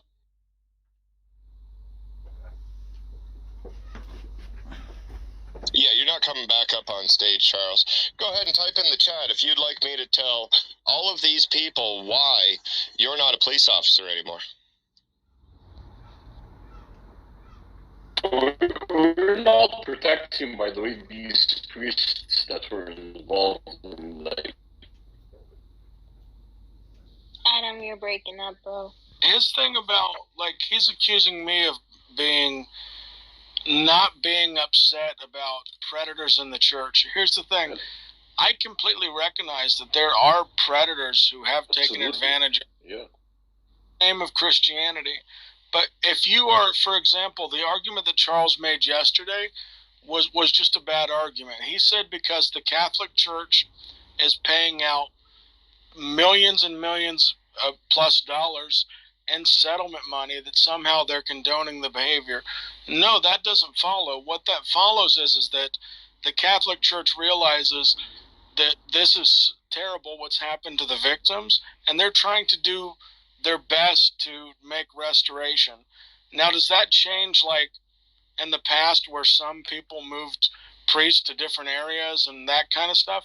No, but at least they're trying to make what appears to be a good faith effort to change this and to address it. So paying out monies to the victim is not condoning it. But if I, like, all right, I was the victim of sexual assault as a child. I was raped by an older man.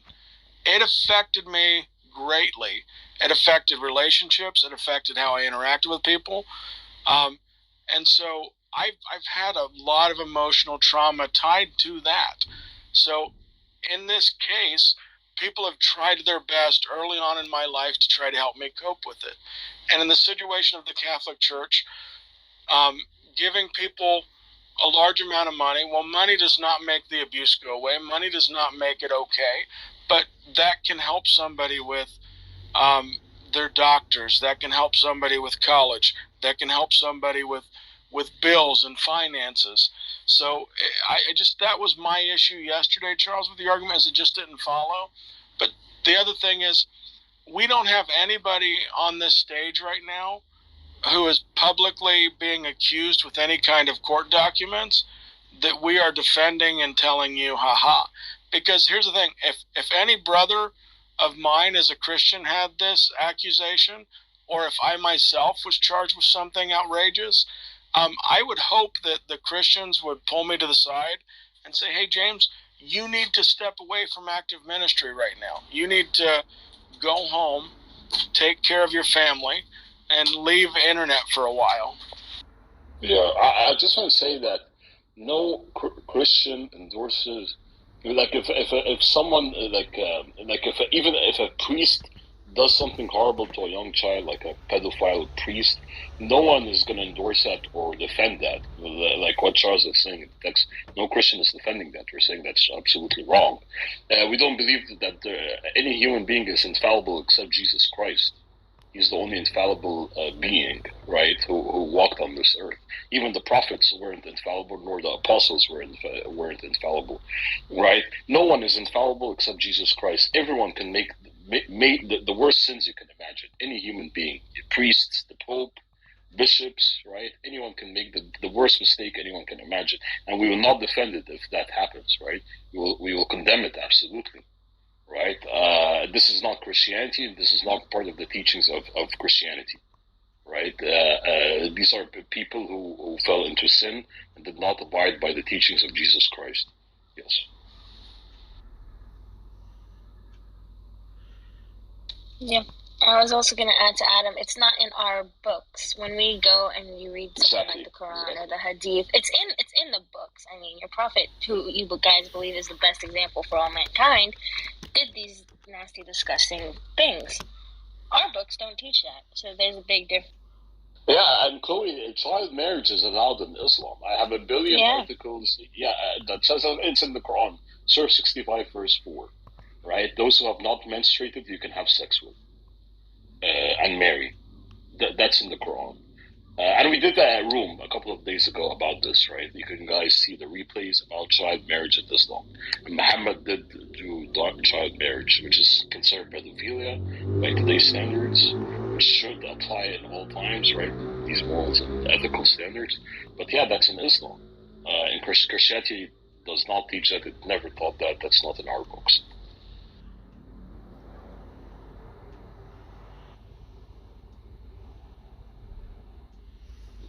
So if any Muslim would like to come up and explain to us why they reject their own sources and throw their scholars under the bus, it's a very good question I think all of us here on stage have, and I'd like some type of answer. Yeah, because Muslims always bring up that they quote Christian scholars when they refute Christianity, and the problem is that they don't quote Christian scholars. They quote scholars that are they went through school and studied Christianity. They may be agnostic, they may be atheist, they may even be Muslim, right? But when it comes to Islam, we actually go to Ibn Kathir, Tabari, and the rest of them, right? Not even modern day scholars too. Like they're scholars that were like live with the Prophet and right after their Prophet. Yeah, exactly. The classics, right? The classical scholars. Yeah. Exactly, and they're like, oh no, we can't trust what those people are saying because this scholar said 1,300 years later that they're wrong. I just want to correct you, Chris, that I've never, to be honest, I've never heard them quoting a Christian scholar, right? And the scholars that they quote are, like you said, atheists and agnostic when it comes only like to things like textual criticism or things like that, right? They might go to Bart Ehrman when it comes to things like that, right? But in terms of the Bible, like passages in the Bible, I've never seen them quoting me, Matthew Henry, or Adam Clark, or these Christian commentators and scholars, right? I've never seen them quoting me scholars like this, right? Biblical commentators. In terms of the passages they usually bring up in the Bible, right? They usually do their own eisegesis of the Bible. I've never encountered that. Maybe you guys have. That's awesome if you guys did encounter that. I've encountered Muslims actually quoting a Trinitarian Christian scholar, but the problem is that they're misquoting the actual person and attributing a misrepresentation to the person's actual view. So I've actually seen that, and Shabir Ali is one person that does it quite a bit. Right, so if anybody's watched Shabir Ali debate, you'll see that he quotes certain Christian scholars all the time. But if you go and read the books that he's quoting, they don't actually say what he's saying that they said. So what they do is they misrepresent the Christian scholar, hoping that the audience doesn't go and read the book. Yeah, so Chris, this is the only guy, Shabir Ali, that I've actually found him actually quoting Christian scholars. So this is the only person. Right, one person, but I was also talking within the confines of this app and Paltalk, right, where I was before Clubhouse. The people that I encountered in Clubhouse or Paltalk, they've never given me Christian sources, right, in terms of the criticisms they might have in certain biblical passages, right. Now, Shabir Ali, yes, he does quote very liberal Christian scholars, and he does misquote them, right, and and he twists their words a lot. Yeah, that's true. Yeah, I've sent out quite a few invitations too. Sorry, I've sent out quite a few invitations for people to come up and maybe they can explain why Muslims reject their own sources. And we have two on stage. So, do either of you want to answer the question? The topic of the room.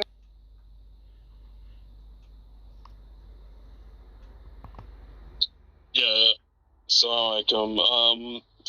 Just to touch on the last point you guys said about there's no Muslim scholars that quote Christian scholars. There is a person named, maybe some of you come across him. His name is Paul Williams. He has a YouTube channel called Blogging Theology, where he actually brings Christian scholars there.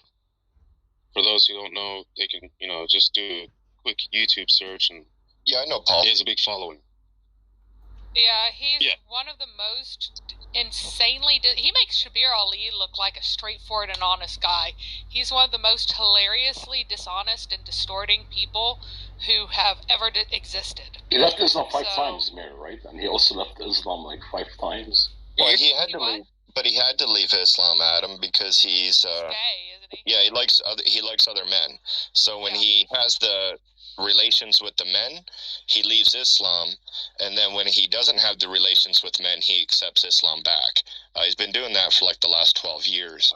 But yeah, Paul Williams is, we stand corrected.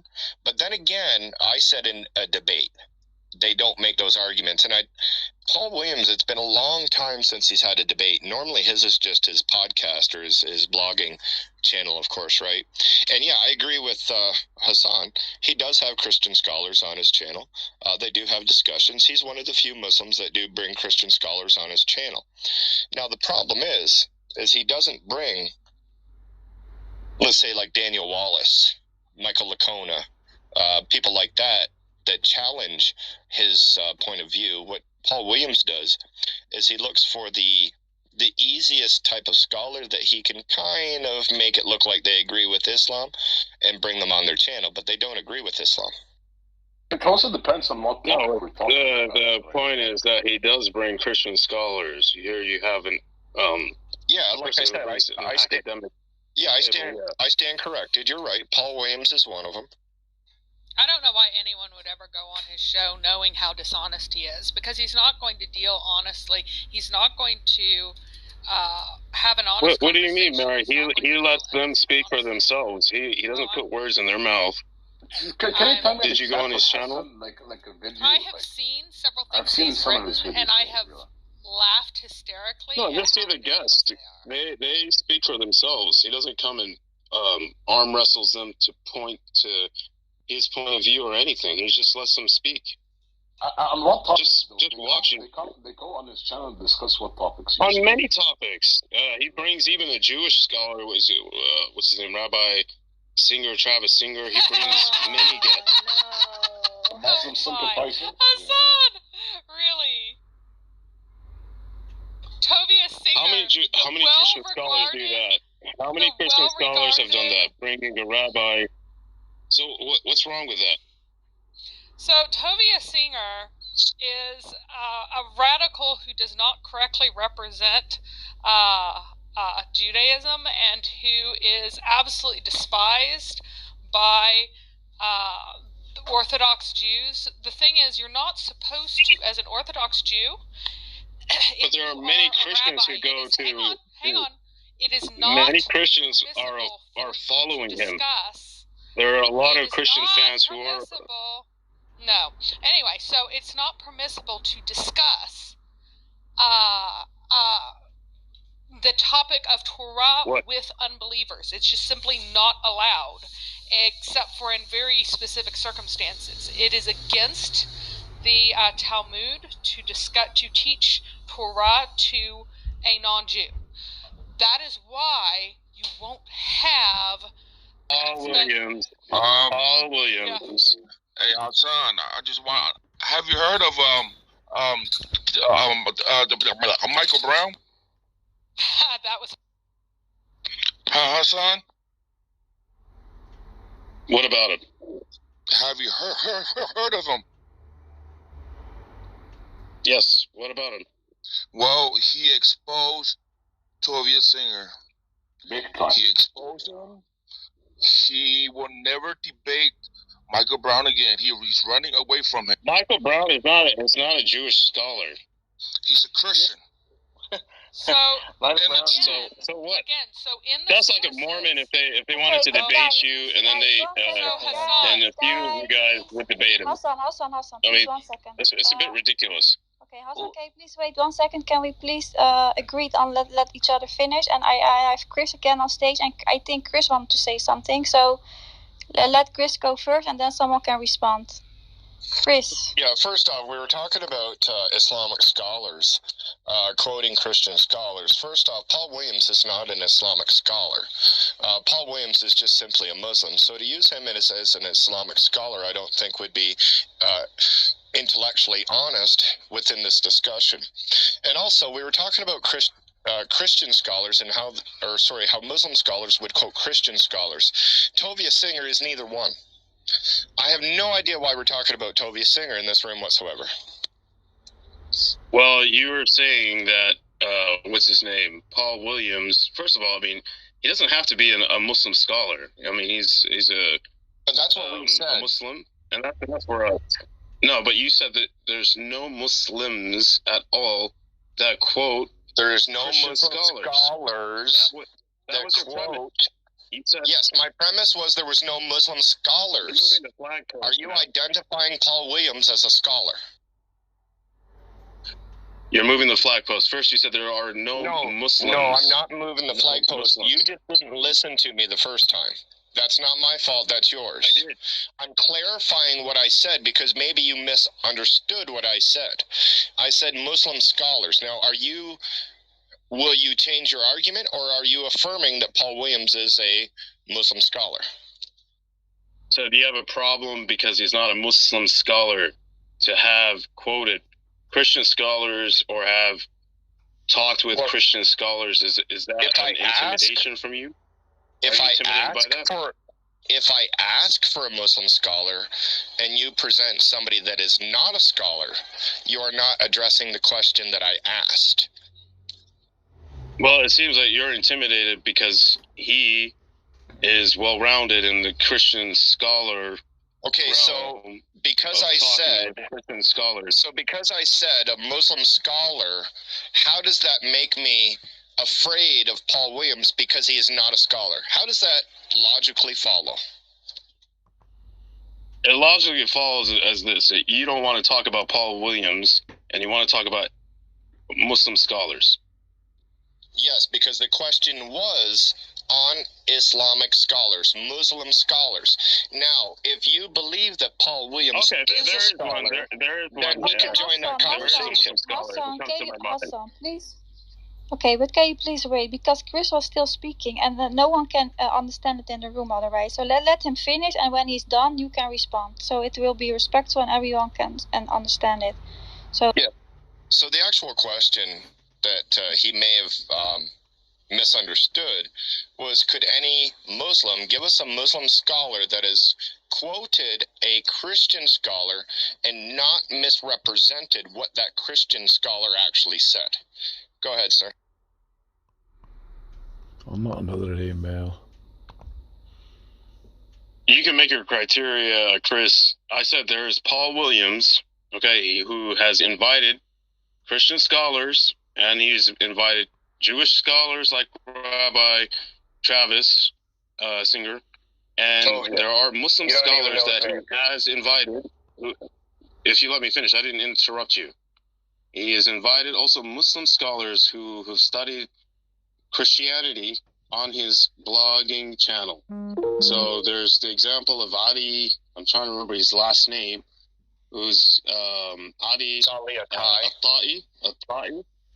Yes. So he studied the Christian Bible and the Jewish Bible, and he has learned Hebrew.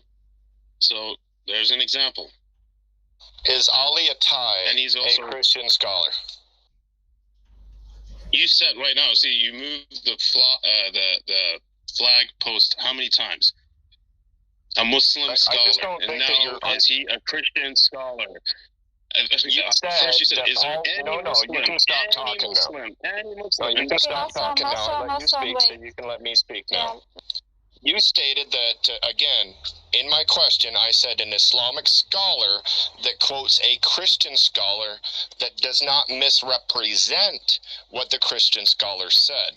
Again, you brought up Paul Williams, and you mentioned people that Paul has had on his channel. Tovia Singer, not Travis Singer. Tovia Singer is his actual name. If you knew anything about the man, you should at least know his name. So, that is not a Christian scholar, and Ali Atai is not a Christian scholar as well. So, both people that you referenced are not Christian scholars, and Paul Williams is not an Islamic scholar. So, I will ask the question again, since you have a hearing ability that's not really awake right now. So, my question is there an Islamic scholar that quotes a Christian scholar and does not misrepresent what the Christian scholar said? Yes, I said Ali Atai. Did you hear? Did you quote him? Go and search his work. He's been interviewed on Paul Williams' channel. And I'm very familiar with Ali Attai, and especially him affirming that Jesus died by crucifixion according to the Quran. Go familiarize yourself with his works, and you'll see that he didn't misrepresent Christian scholars. Again, I am very familiar with Ali Attai's work. He actually confirms that Jesus did die by crucifixion, and he actually believes that the Injil is the Diatessaron written by Tatian in the 2nd century. So, again, how much more do you want to talk on Ali Attai? Since I've studied him much more than you have, and I've studied Tovia Singer much more than you have, because you don't even know his name. Hey, Chris. You just said a moment ago, what has Ali Attai did, and you just, it seems like you did a quick Google search on him, on what he said that is. A Google search?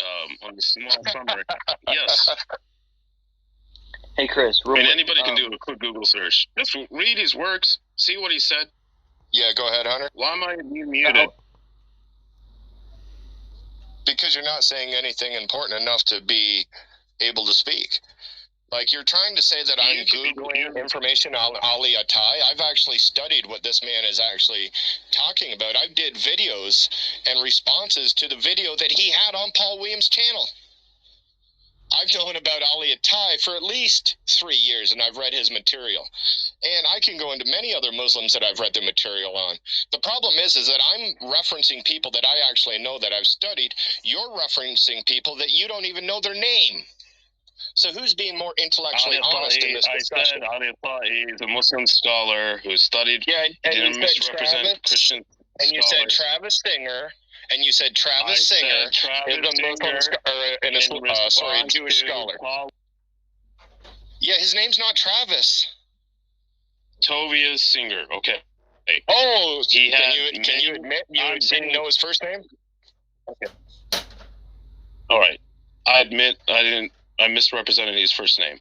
Like, you could have Googled that. I'm saying Paul Williams has Christian scholars on his channel, and I'm saying non-Christians also on his channel, such as Ali and Rabbi Singer. Okay.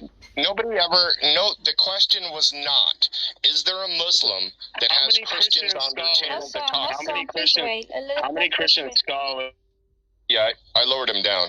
The problem was, the question wasn't, is there Muslims out there that invite Christians onto their YouTube platform? That wasn't the question. The question was, is there an Islamic scholar that has quoted a Christian scholar without misrepresenting him? Now, I identified Shabir Ali. I forgot about Ali Attai. Now, Ali Attai has quoted some Christian scholars, and he has quoted them accurately. So he was right about Ali Attai quoting Christian scholars. But he never actually went to that part, and if he did, I would have conceded. And as I said before, I stand corrected. Ali Attai is one that does speak about Christian scholars and doesn't misrepresent them all the time. He has give proper exegesis of what the Christian scholars actually believe. That's 2 out of the whole Muslim world. And Ali Attai is considered an apostate by 90% of the Muslims, and so is Shabir Ali. So, like, the only people that they can appeal to are people that have been apostatized from their religion and actually takfired from their religion. That's the only thing I wanted to say. And I'm not sure why we're talking about Travis or Tovia Singer, because he's got nothing to do with this conversation.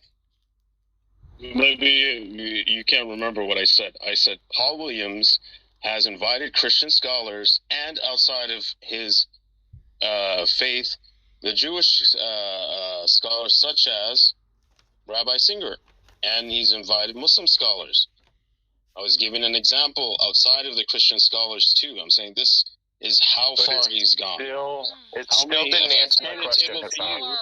How many Christian scholars have quoted Muslim scholars or brought rabbis, or in the sense of Paul Williams? Who's the Paul Williams of the Christian side that you guys have that has done the same thing? None. Well, let me put this one out there, because not a lot of people like him, but James White. James White's accurately quoted Islamic scholars. Is that correct? point out Yeah, Daniel some of Wallace. his work, but Let me point out Michael bringing Licona. people to let Would you like me Muslims to come keep and going? speak Let on me their point own out Dr. behalf. Michael Brown. What about Dr. William Lane Craig? What about, I could name a bunch, right? I could keep going on the Christian scholars that have actually represented the Islamic scholars, and they've went right back to the earliest Islamic scholars, and they've represented them correctly. I can give you a whole list of them, right? So far, you've given one, Ali Attai. I accept him as being an Islamic scholar, and I accept him. Can you just stop talking? Can you please wait? He's not done at speaking. I accept Ali Attai as being an Islamic scholar that has referenced a Christian scholar and represented him properly. Ali Attai is one. Paul Williams is not. Paul Williams is not an Islamic scholar. That would be just like saying, I'm a Christian scholar, and I invited a Muslim onto my platform, so therefore, I'm just as much of a scholar as Paul Williams. That's not what gives you the ability to be a scholar. Yeah. Whether you take Paul Williams' work or not, it doesn't change anything. So he's recognized by Christian scholars. He's recognized by other scholars of his works. Recognized as what? Recognized as what? As a YouTuber? As a person who's interested in the field, and he knows what he's talking about. So he's a subject matter expert in that. No, he's not a subject matter expert. There's no Christian that would say that Paul Williams is a subject matter expert in anything. Quit lying. Yeah, Paul that's not how Williams is a academics work. deceptive Oh my lying God. snake who doesn't have an honest bone in his body. You could not. Everybody you disagree with is you put that Mary in that Awesome, category. guys, Because please, it's can we the same thing. disagree with who are not Yeah, can I lying. say something, I'm going Diane? to put you to the audience because Hassan cannot have not the decency to let someone finish. So, and I think also Hunter wants to say something for a long time. So, yeah, I think Mary was speaking, and then Adam and Hunter. Yeah, we can let Mary, then Hunter, then me, because Hunter wanted to speak before me. Go ahead, Mary, and then Hunter, then I'll. So there are plenty of Muslims who will exegete their own texts honestly in conversation, who can be honest with their own sources, and who will, I mean, some people get too embarrassed by them and run away and lie, but there are plenty of Muslims who will honestly exegete their own material. I don't call them liars. It's just the ones who, lie about the exegesis of their own material, as if I'm stupid and I can't look it up. Now, what I'm saying about Paul Williams being a liar is that he does not properly represent things. He cuts, he pastes, he misleads, he covers up sections and fills in other sections with things that aren't true. He is a snake and a deceiver. He is incredibly dishonest. And I said the same thing about Shabir Ali, because I was dying laughing over Shabir Ali's misrepresentation of the Quranic texts that he did a while ago, where he was talking about how all these texts prove that the Quran is beautifully preserved. But while never saying, the funny thing about Shabir is he never actually said anything that was technically inaccurate in his statements, but he created the impression in anyone who wasn't already educated's minds that he was saying the opposite of what was true. For example, the Birmingham manuscript has many discrepancies with the Hafs text. And some of those and it's very, very short. It's only 4 pages, right? 2 pieces of paper front and back. 4 pages is it. And Shabir would do things like say that we have this wonderful text, and that it shows how consistent and how unchanged the manuscript is, leaving someone to conclude that it's A, longer than it is, and B, doesn't have all these variants that it has. So any Muslim who came from a deceived background where they thought letter for letter, dot for dot preservation would think that Shabir was talking about letter for letter, dot for dot preservation, and that was the goal in the words that he chose. What he was trying to create in their minds is this false impression.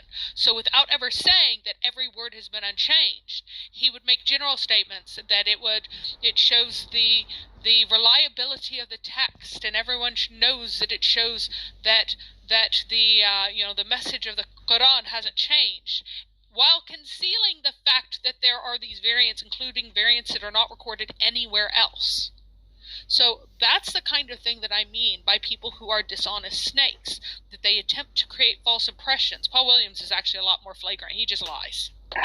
He'll just read a section, he'll lie for a while, and then he'll read another section out of context and then lie about that. But Shabir lies with... Now, Mary, we have to be very, very clear. Like, we have to, be very careful with our words. No, like Paul Williams now is a scholar. He's a great hadith scholar, a great professor. He's a great Arabic speaker, right? Like, he is a great Islamic scholar, guys. Like, he's now at the level of Ibn Kathir, I think. Like, come on, guys. Yeah, he just hates Christianity because he likes boys. Yeah. That's basically it. He hates Christianity because he likes boys, and it makes him mad that Christianity doesn't approve of that, and for some reason he thinks Islam does, I guess because of Umar. They've now made Paul Williams a scholar. Islamic scholar. That's hilarious. He's now like an imam or a sheikh now, right? Like, I guess. So here's a couple of scholars, Islamic scholars, that I usually hear Muslims like praise and applaud, right? Like Zakir Naik and Ahmed Deedat. I've watched a lot of their debate. Like with Ahmed Deedat, I watched all of his debates. With Zakir Naik, he doesn't do debates, right? I've watched his talks. I've never seen them now quote any scholars. Am I right here? Like, I've never seen them quote any Christian scholars at all, right? They do their own eisegesis on the Bible, yeah. And the Muslims consider those to be great Islamic scholars. Like, Chris and Mary, you guys watch them, right? Like, have they ever quoted a Christian scholar? I haven't ever heard them. They've never done not in an actual debate. I've heard a lot of Bart Ehrman, and I've even heard people bring up Richard Carrier, which is a mythicist, or Robert Price, which is a mythicist as well. Yeah. And try to deem that they're Christian scholars as well. And they say that they're Christians, yep. Bart Ehrman, the Christian. Richard Carrier, the Christian. And it's so funny because they usually misrepresent what Ehrman actually says. Although Ehrman will say two different things out of the sides of his mouth, depending on who he's talking to, they still misrepresent what he How about Mary, what he says to make it look more like it works with Islam when it absolutely doesn't. How about the classic Christian scholars, like the church fathers? Do they ever quote them? Like, St. Augustine is the one they usually go to for certain things. That's the only name what they do is they just claim that they're all corrupt and they're all liars. And that, the funniest one recently is that they're trying to claim that Eusebius forged every single copy of Josephus. So he forged them all. There are 120 surviving manuscripts in Greek all over the place, right? Yeah. But somehow he managed to forge every single one of them. I'm not sure how this was supposed to happen, but he has like magical hands that can reach across all documents across 3 continents and alter all of them at once. But he, by the way, Eusebius, I don't think he's considered even a church father, right? No, he isn't. They have no idea what a church... Yeah. Well, yeah, exactly. They're in the loose term that he's from the early period. Yeah. He is, and he wrote his church history, right? Yeah. But he's not. No, he's not a church. Now we highly revere his book on church history, but not on theology, right? Yeah. Go ahead, Sophie. Who is that? Eusebius. Oh yeah. He's not a church father.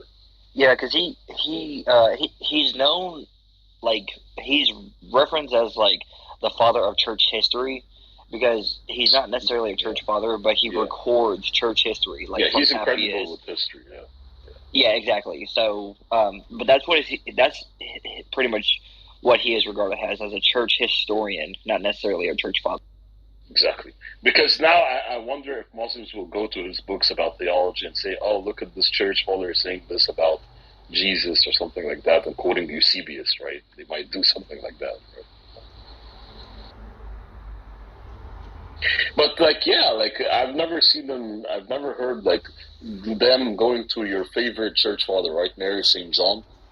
Why don't they go to this to his books, right, or Saint Athanasius? Yeah, it's kind of odd, right?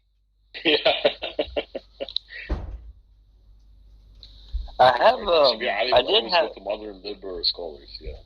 I did have somebody go to, I forgot who it was, but somebody referenced John Calvin because of the reference. Apparently, the room went into it a little bit and looked into it, but where John Calvin is apparently calls Jesus an angel, like an archangel or something, not the angel of the Lord. And so I remember there was a Muslim who brought that up one time.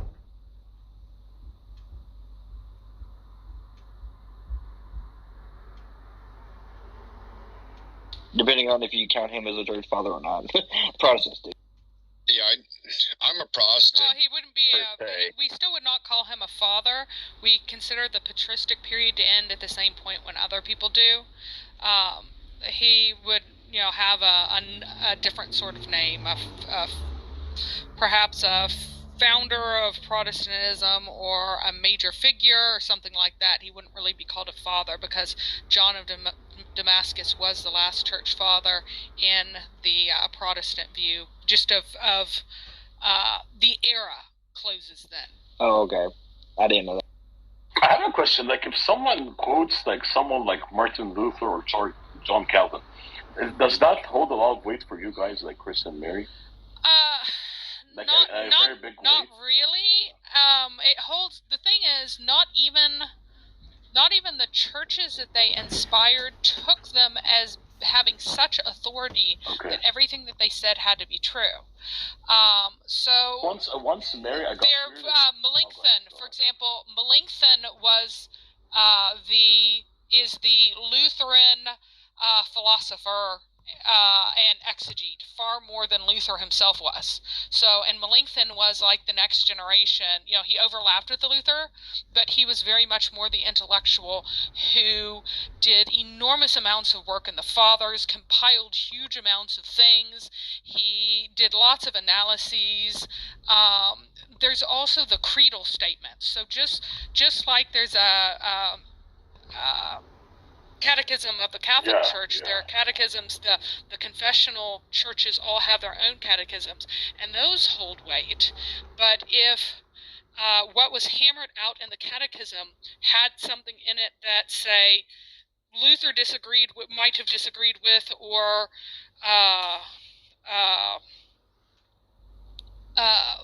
Calvin disagreed with, that would be a big fat so what. Yeah. Because they're not considered inspired, right? They're not fallible. Because it was kind of like. I got weirded out once, Mary, because I saw James White, right? He was having a Q&A, something like that, and people were bringing books from John Calvin, right? And he was treating John Calvin like this, he was sort of deifying him, and he said, "No way, John Calvin said that," or "No, our beloved John Calvin did not." So I was weirded out from James White, he treated him as this cult leader, right? And I was not to offend anyone, right? And I actually look at I like James White, by the way, and I enjoy his debates, right? And I like all of I usually visit a lot of Protestant websites, like God Questions, which is a Calvinist website. I love this website, by the way, and I read a lot of their articles, and I like their articles, right? But is it true what I said, Mary, or Calvinists like that, they treat John Calvin in that manner? Or so Calvin did write a particular book called The Institutes, which systematized his view of salvation, etc., and predestination, and all the rest of that. So, whereas Luther wrote a lot of commentaries on individual books, right? He didn't have a single systematized book of specifically theology, right? And so for that reason, the institutes on, if you're saying that, look, I think that Calvin was right about XYZ, and they go, but Calvin said this, and then that White tends to be more, it tends to ally himself and have the idea that Calvinists today truly follow what Calvin followed, which was what the correct articulation of what of how Augustine articulated the faith in turn. Question to Mary. I'm very sure that you're going to receive the information that you're asking for, because Sister Mary, normally when she makes statements here on the mic, she's got about 1,000 sources to back up what she's saying on the mic. So go ahead and ask your question and receive your answer from Sister Mary, and maybe we can continue. Hey, what's up? How's it going? The sky's up. Ask your question. Okay, yeah. So you were like making a statement that there are 120 manuscripts. So were you talking about prior to Eusebius or in the 21st century about the Testimonium Flavianum passage? So I'm interested in knowing where these manuscripts are or which scholar said that. So I would like to know the source. So, Abdullah, if you understand how ancient manuscripts work, monographs don't last an incredibly long time. However, people make copies of them. Every single surviving Greek manuscript, of which there are 120, has that section in it. So it's really hilarious when people go, oh, well, Eusebius, he fabricated this. That would mean that he would have had to have controlled all the manuscripts that existed at that time, such that any copy that was made from that point forward throughout history would have this section in it. That's just a really ridiculous type of claim to make, that given that every single Greek manuscript that survives to this day from different places has this in it. The reason that we can do historical research is that we can look at variants, and you can see that where there are variants and where there aren't. There are no variant readings in any of the 120 surviving manuscripts from the handwritten manuscripts before the invention of the printing press that have something different. If you are making a ridiculous claim like Eusebius fabricated it, then you would need to see the existence of those other variants somewhere to say, and you would also need to say, oh, look, like something that connects it to Eusebius, for heaven's sake. Okay, I asked you a question. No need to yell at me. I simply asked a question, and you didn't answer. Abdullah. So yes, I did. So Abdullah, this isn't even on topic. Yeah, you asked a question. You received your answer. Sucks that you don't like the answer, but you received an answer. And I know that you don't understand it, and that's okay. But let it marinate a few seconds, and maybe you will understand what she was saying. No, she did not answer. I asked her for where did she got 120 manuscripts. Thank you so much for the answer, Mary. Chris, did you see my question? Thank you. Thank you, Mary, for the answer. Yeah, and I think that was the same Abdullah who said yesterday to me that he cannot wait to enslave us, and he cannot wait to let us pay jizya because it's humiliating to us. He literally said that, Chris. Yeah. Yeah, he really said that. So that's that, Abdullah. So be proud of that, Abdullah, for saying that, and please repent, because no one is promised it tomorrow. So I hope you will come to the truth. Oh, so Abdullah has about the same type of morality as his jinn baby prophet. You know, the one that sat in his mommy's womb from anywhere to 2 to 4 years, depending on what hadith you read or what school of thought you appeal to. And he probably walked out of his mother's womb smoking a cigarette at that age. So he has about the same morality as that person, I guess, eh? And Chris, Dan, remember this? Abdullah also said that it's fine that Muhammad had sex with a 9-year-old girl while he was 54. He said that's fine. Yes, I asked him about that. Well, how can you follow a man who was married to a 6-year-old, and he said to me that, what is the problem in that? I don't see a problem in that. So amazing. Also, sorry. Oh, sorry, Hunter. No, I didn't. Go ahead. What was your question? Sorry. I was actually asking, do you have that source or on the Muslim scholar who believes that the Injil is the Diatessaron? Ali Attai? Yeah. Like, do you have, like, where I can find that instead of me having to... Yeah, weirdly enough, Hassan was saying that Paul Williams had Ali Attai on his YouTube channel. Well, he did. And on that YouTube channel is where Ali Attai said that he believes that the Diatessaron is the Injil that Muhammad was speaking about. That's so interesting, too, considering the whole parallel between that and the Gospel of Thomas as well, with the Quran. So when you said that, I was like, whoa, okay, hold on. I've never heard a Muslim scholar actually say this, or let alone even know about this. So that's why I was really interested in looking more into that. Oh, yeah, Ali Attai in an Islamic State probably would have died. He actually believes that Jesus did die by crucifixion, and the argument that he uses is the same argument we use by going to Surah 8, verse 17, using Surah 4, verse 157, using Surah 3, verse 55, and using Surah 19, verse 33. Yeah, I'm pretty sure Khalil, the Harvard professor of Islamic Studies that's on Clubhouse, he also holds to the crucifixion as well, and he's a Muslim. And I don't know if he gets that from Ali. What's his name? Ali Attar? Is that how you say his name? Ali Attai. Ali Attai. I gotcha. Yeah, and I'm pretty sure I've heard him mention the name as well. But that's interesting though, because I've actually come into connection with actually a few Muslims, more than I can count on my hands, who actually hold to either the crucifixion, and there's actually a few that, believe it or not, actually said that they can be a Muslim and believe in the Trinity as well, which I thought was ironic. Yeah, for sure. Just give me a second. I'm looking up the video because I believe me and Jay Apologetics and maybe somebody else did a review on the Ali Attai part where he talks about the crucifixion and the Diatessaron. Yeah, send me that as well, because that would be an interesting conversation I'd like to have sometime. Well, I don't really need to have the conversation, but like to watch.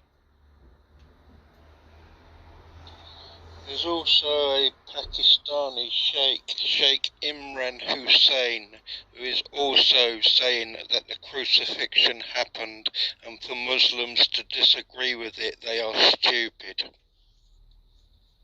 Actually, wasn't there a video that like went viral about that? Yeah, he sent out a video. It went viral, and the Muslims went mad at it. Yeah, that was awesome.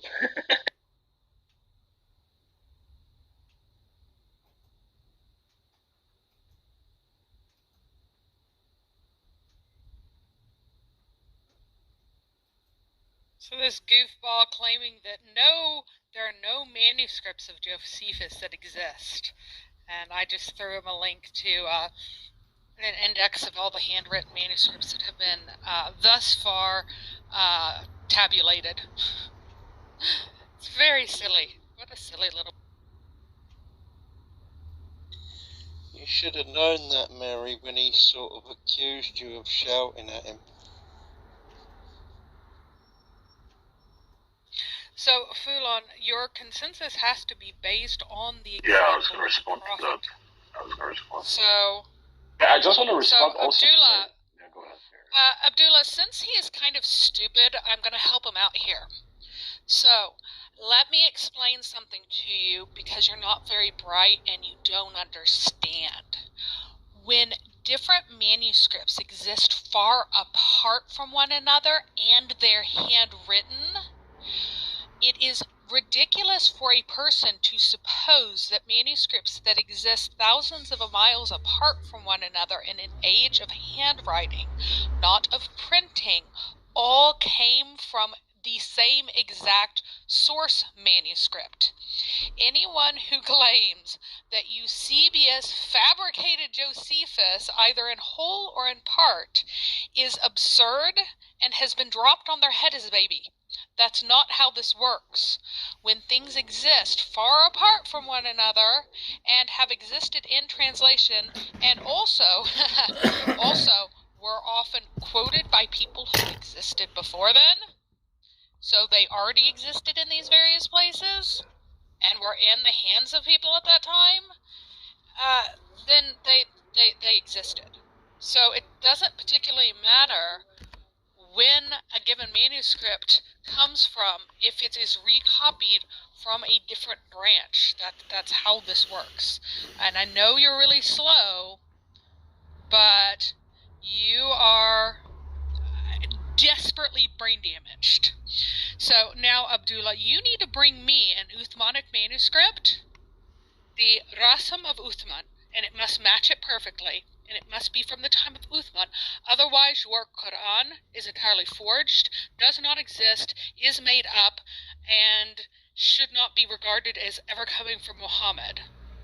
Because that is the attempt, the pathetic attempt that you are trying to make of saying that you need to have the autograph. You have to have the autograph copy. So you go bring me the Uthmanic autograph of Ibn Thabit, or admit that the Quran is totally made up and fabricated, or admit that you're being a moron, because one of the texts work. I just want to respond to Fulan saying about the Ijma, the consensus, and the Sunnah evolving. It's actually not true, Fulan. When there's an Ijma, let's say on the like in the second or third century of Islam, right? Among the scholars, this cannot change, this Ijma, by the way, right? It stays there for end times, right? And Ijma, maybe in the 10th century, the scholars gathered together and they made an Ijma, or the consensus. That doesn't change, right? In a certain matter. And so they cannot, generations that come after the Ijma, the scholars that made that Ijma cannot change that Ijma, right? It's there, it's fixed, and it cannot evolve, right? Just respond. And so the Sunnah cannot, it cannot evolve, right? Yeah, go ahead, Mary. I mean, well, it's built on the example of Muhammad. So Muhammad's example does not change. So if you this is not the Talmud, where the rabbis have given themselves authority over the text to be able to interpret it however they wish, and they have power over God himself because God gave them that power. That is a rabbinical view, that the rabbis can use a miracle of reinterpretation as many times as they want, and that God has constrained himself to giving them that authority. There is no such doctrine in Islam, and the Sunnah of Muhammad doesn't change. Like, his example was his example. He has always had intercourse with a 9-year-old girl, and there may be people who are in cooperation with God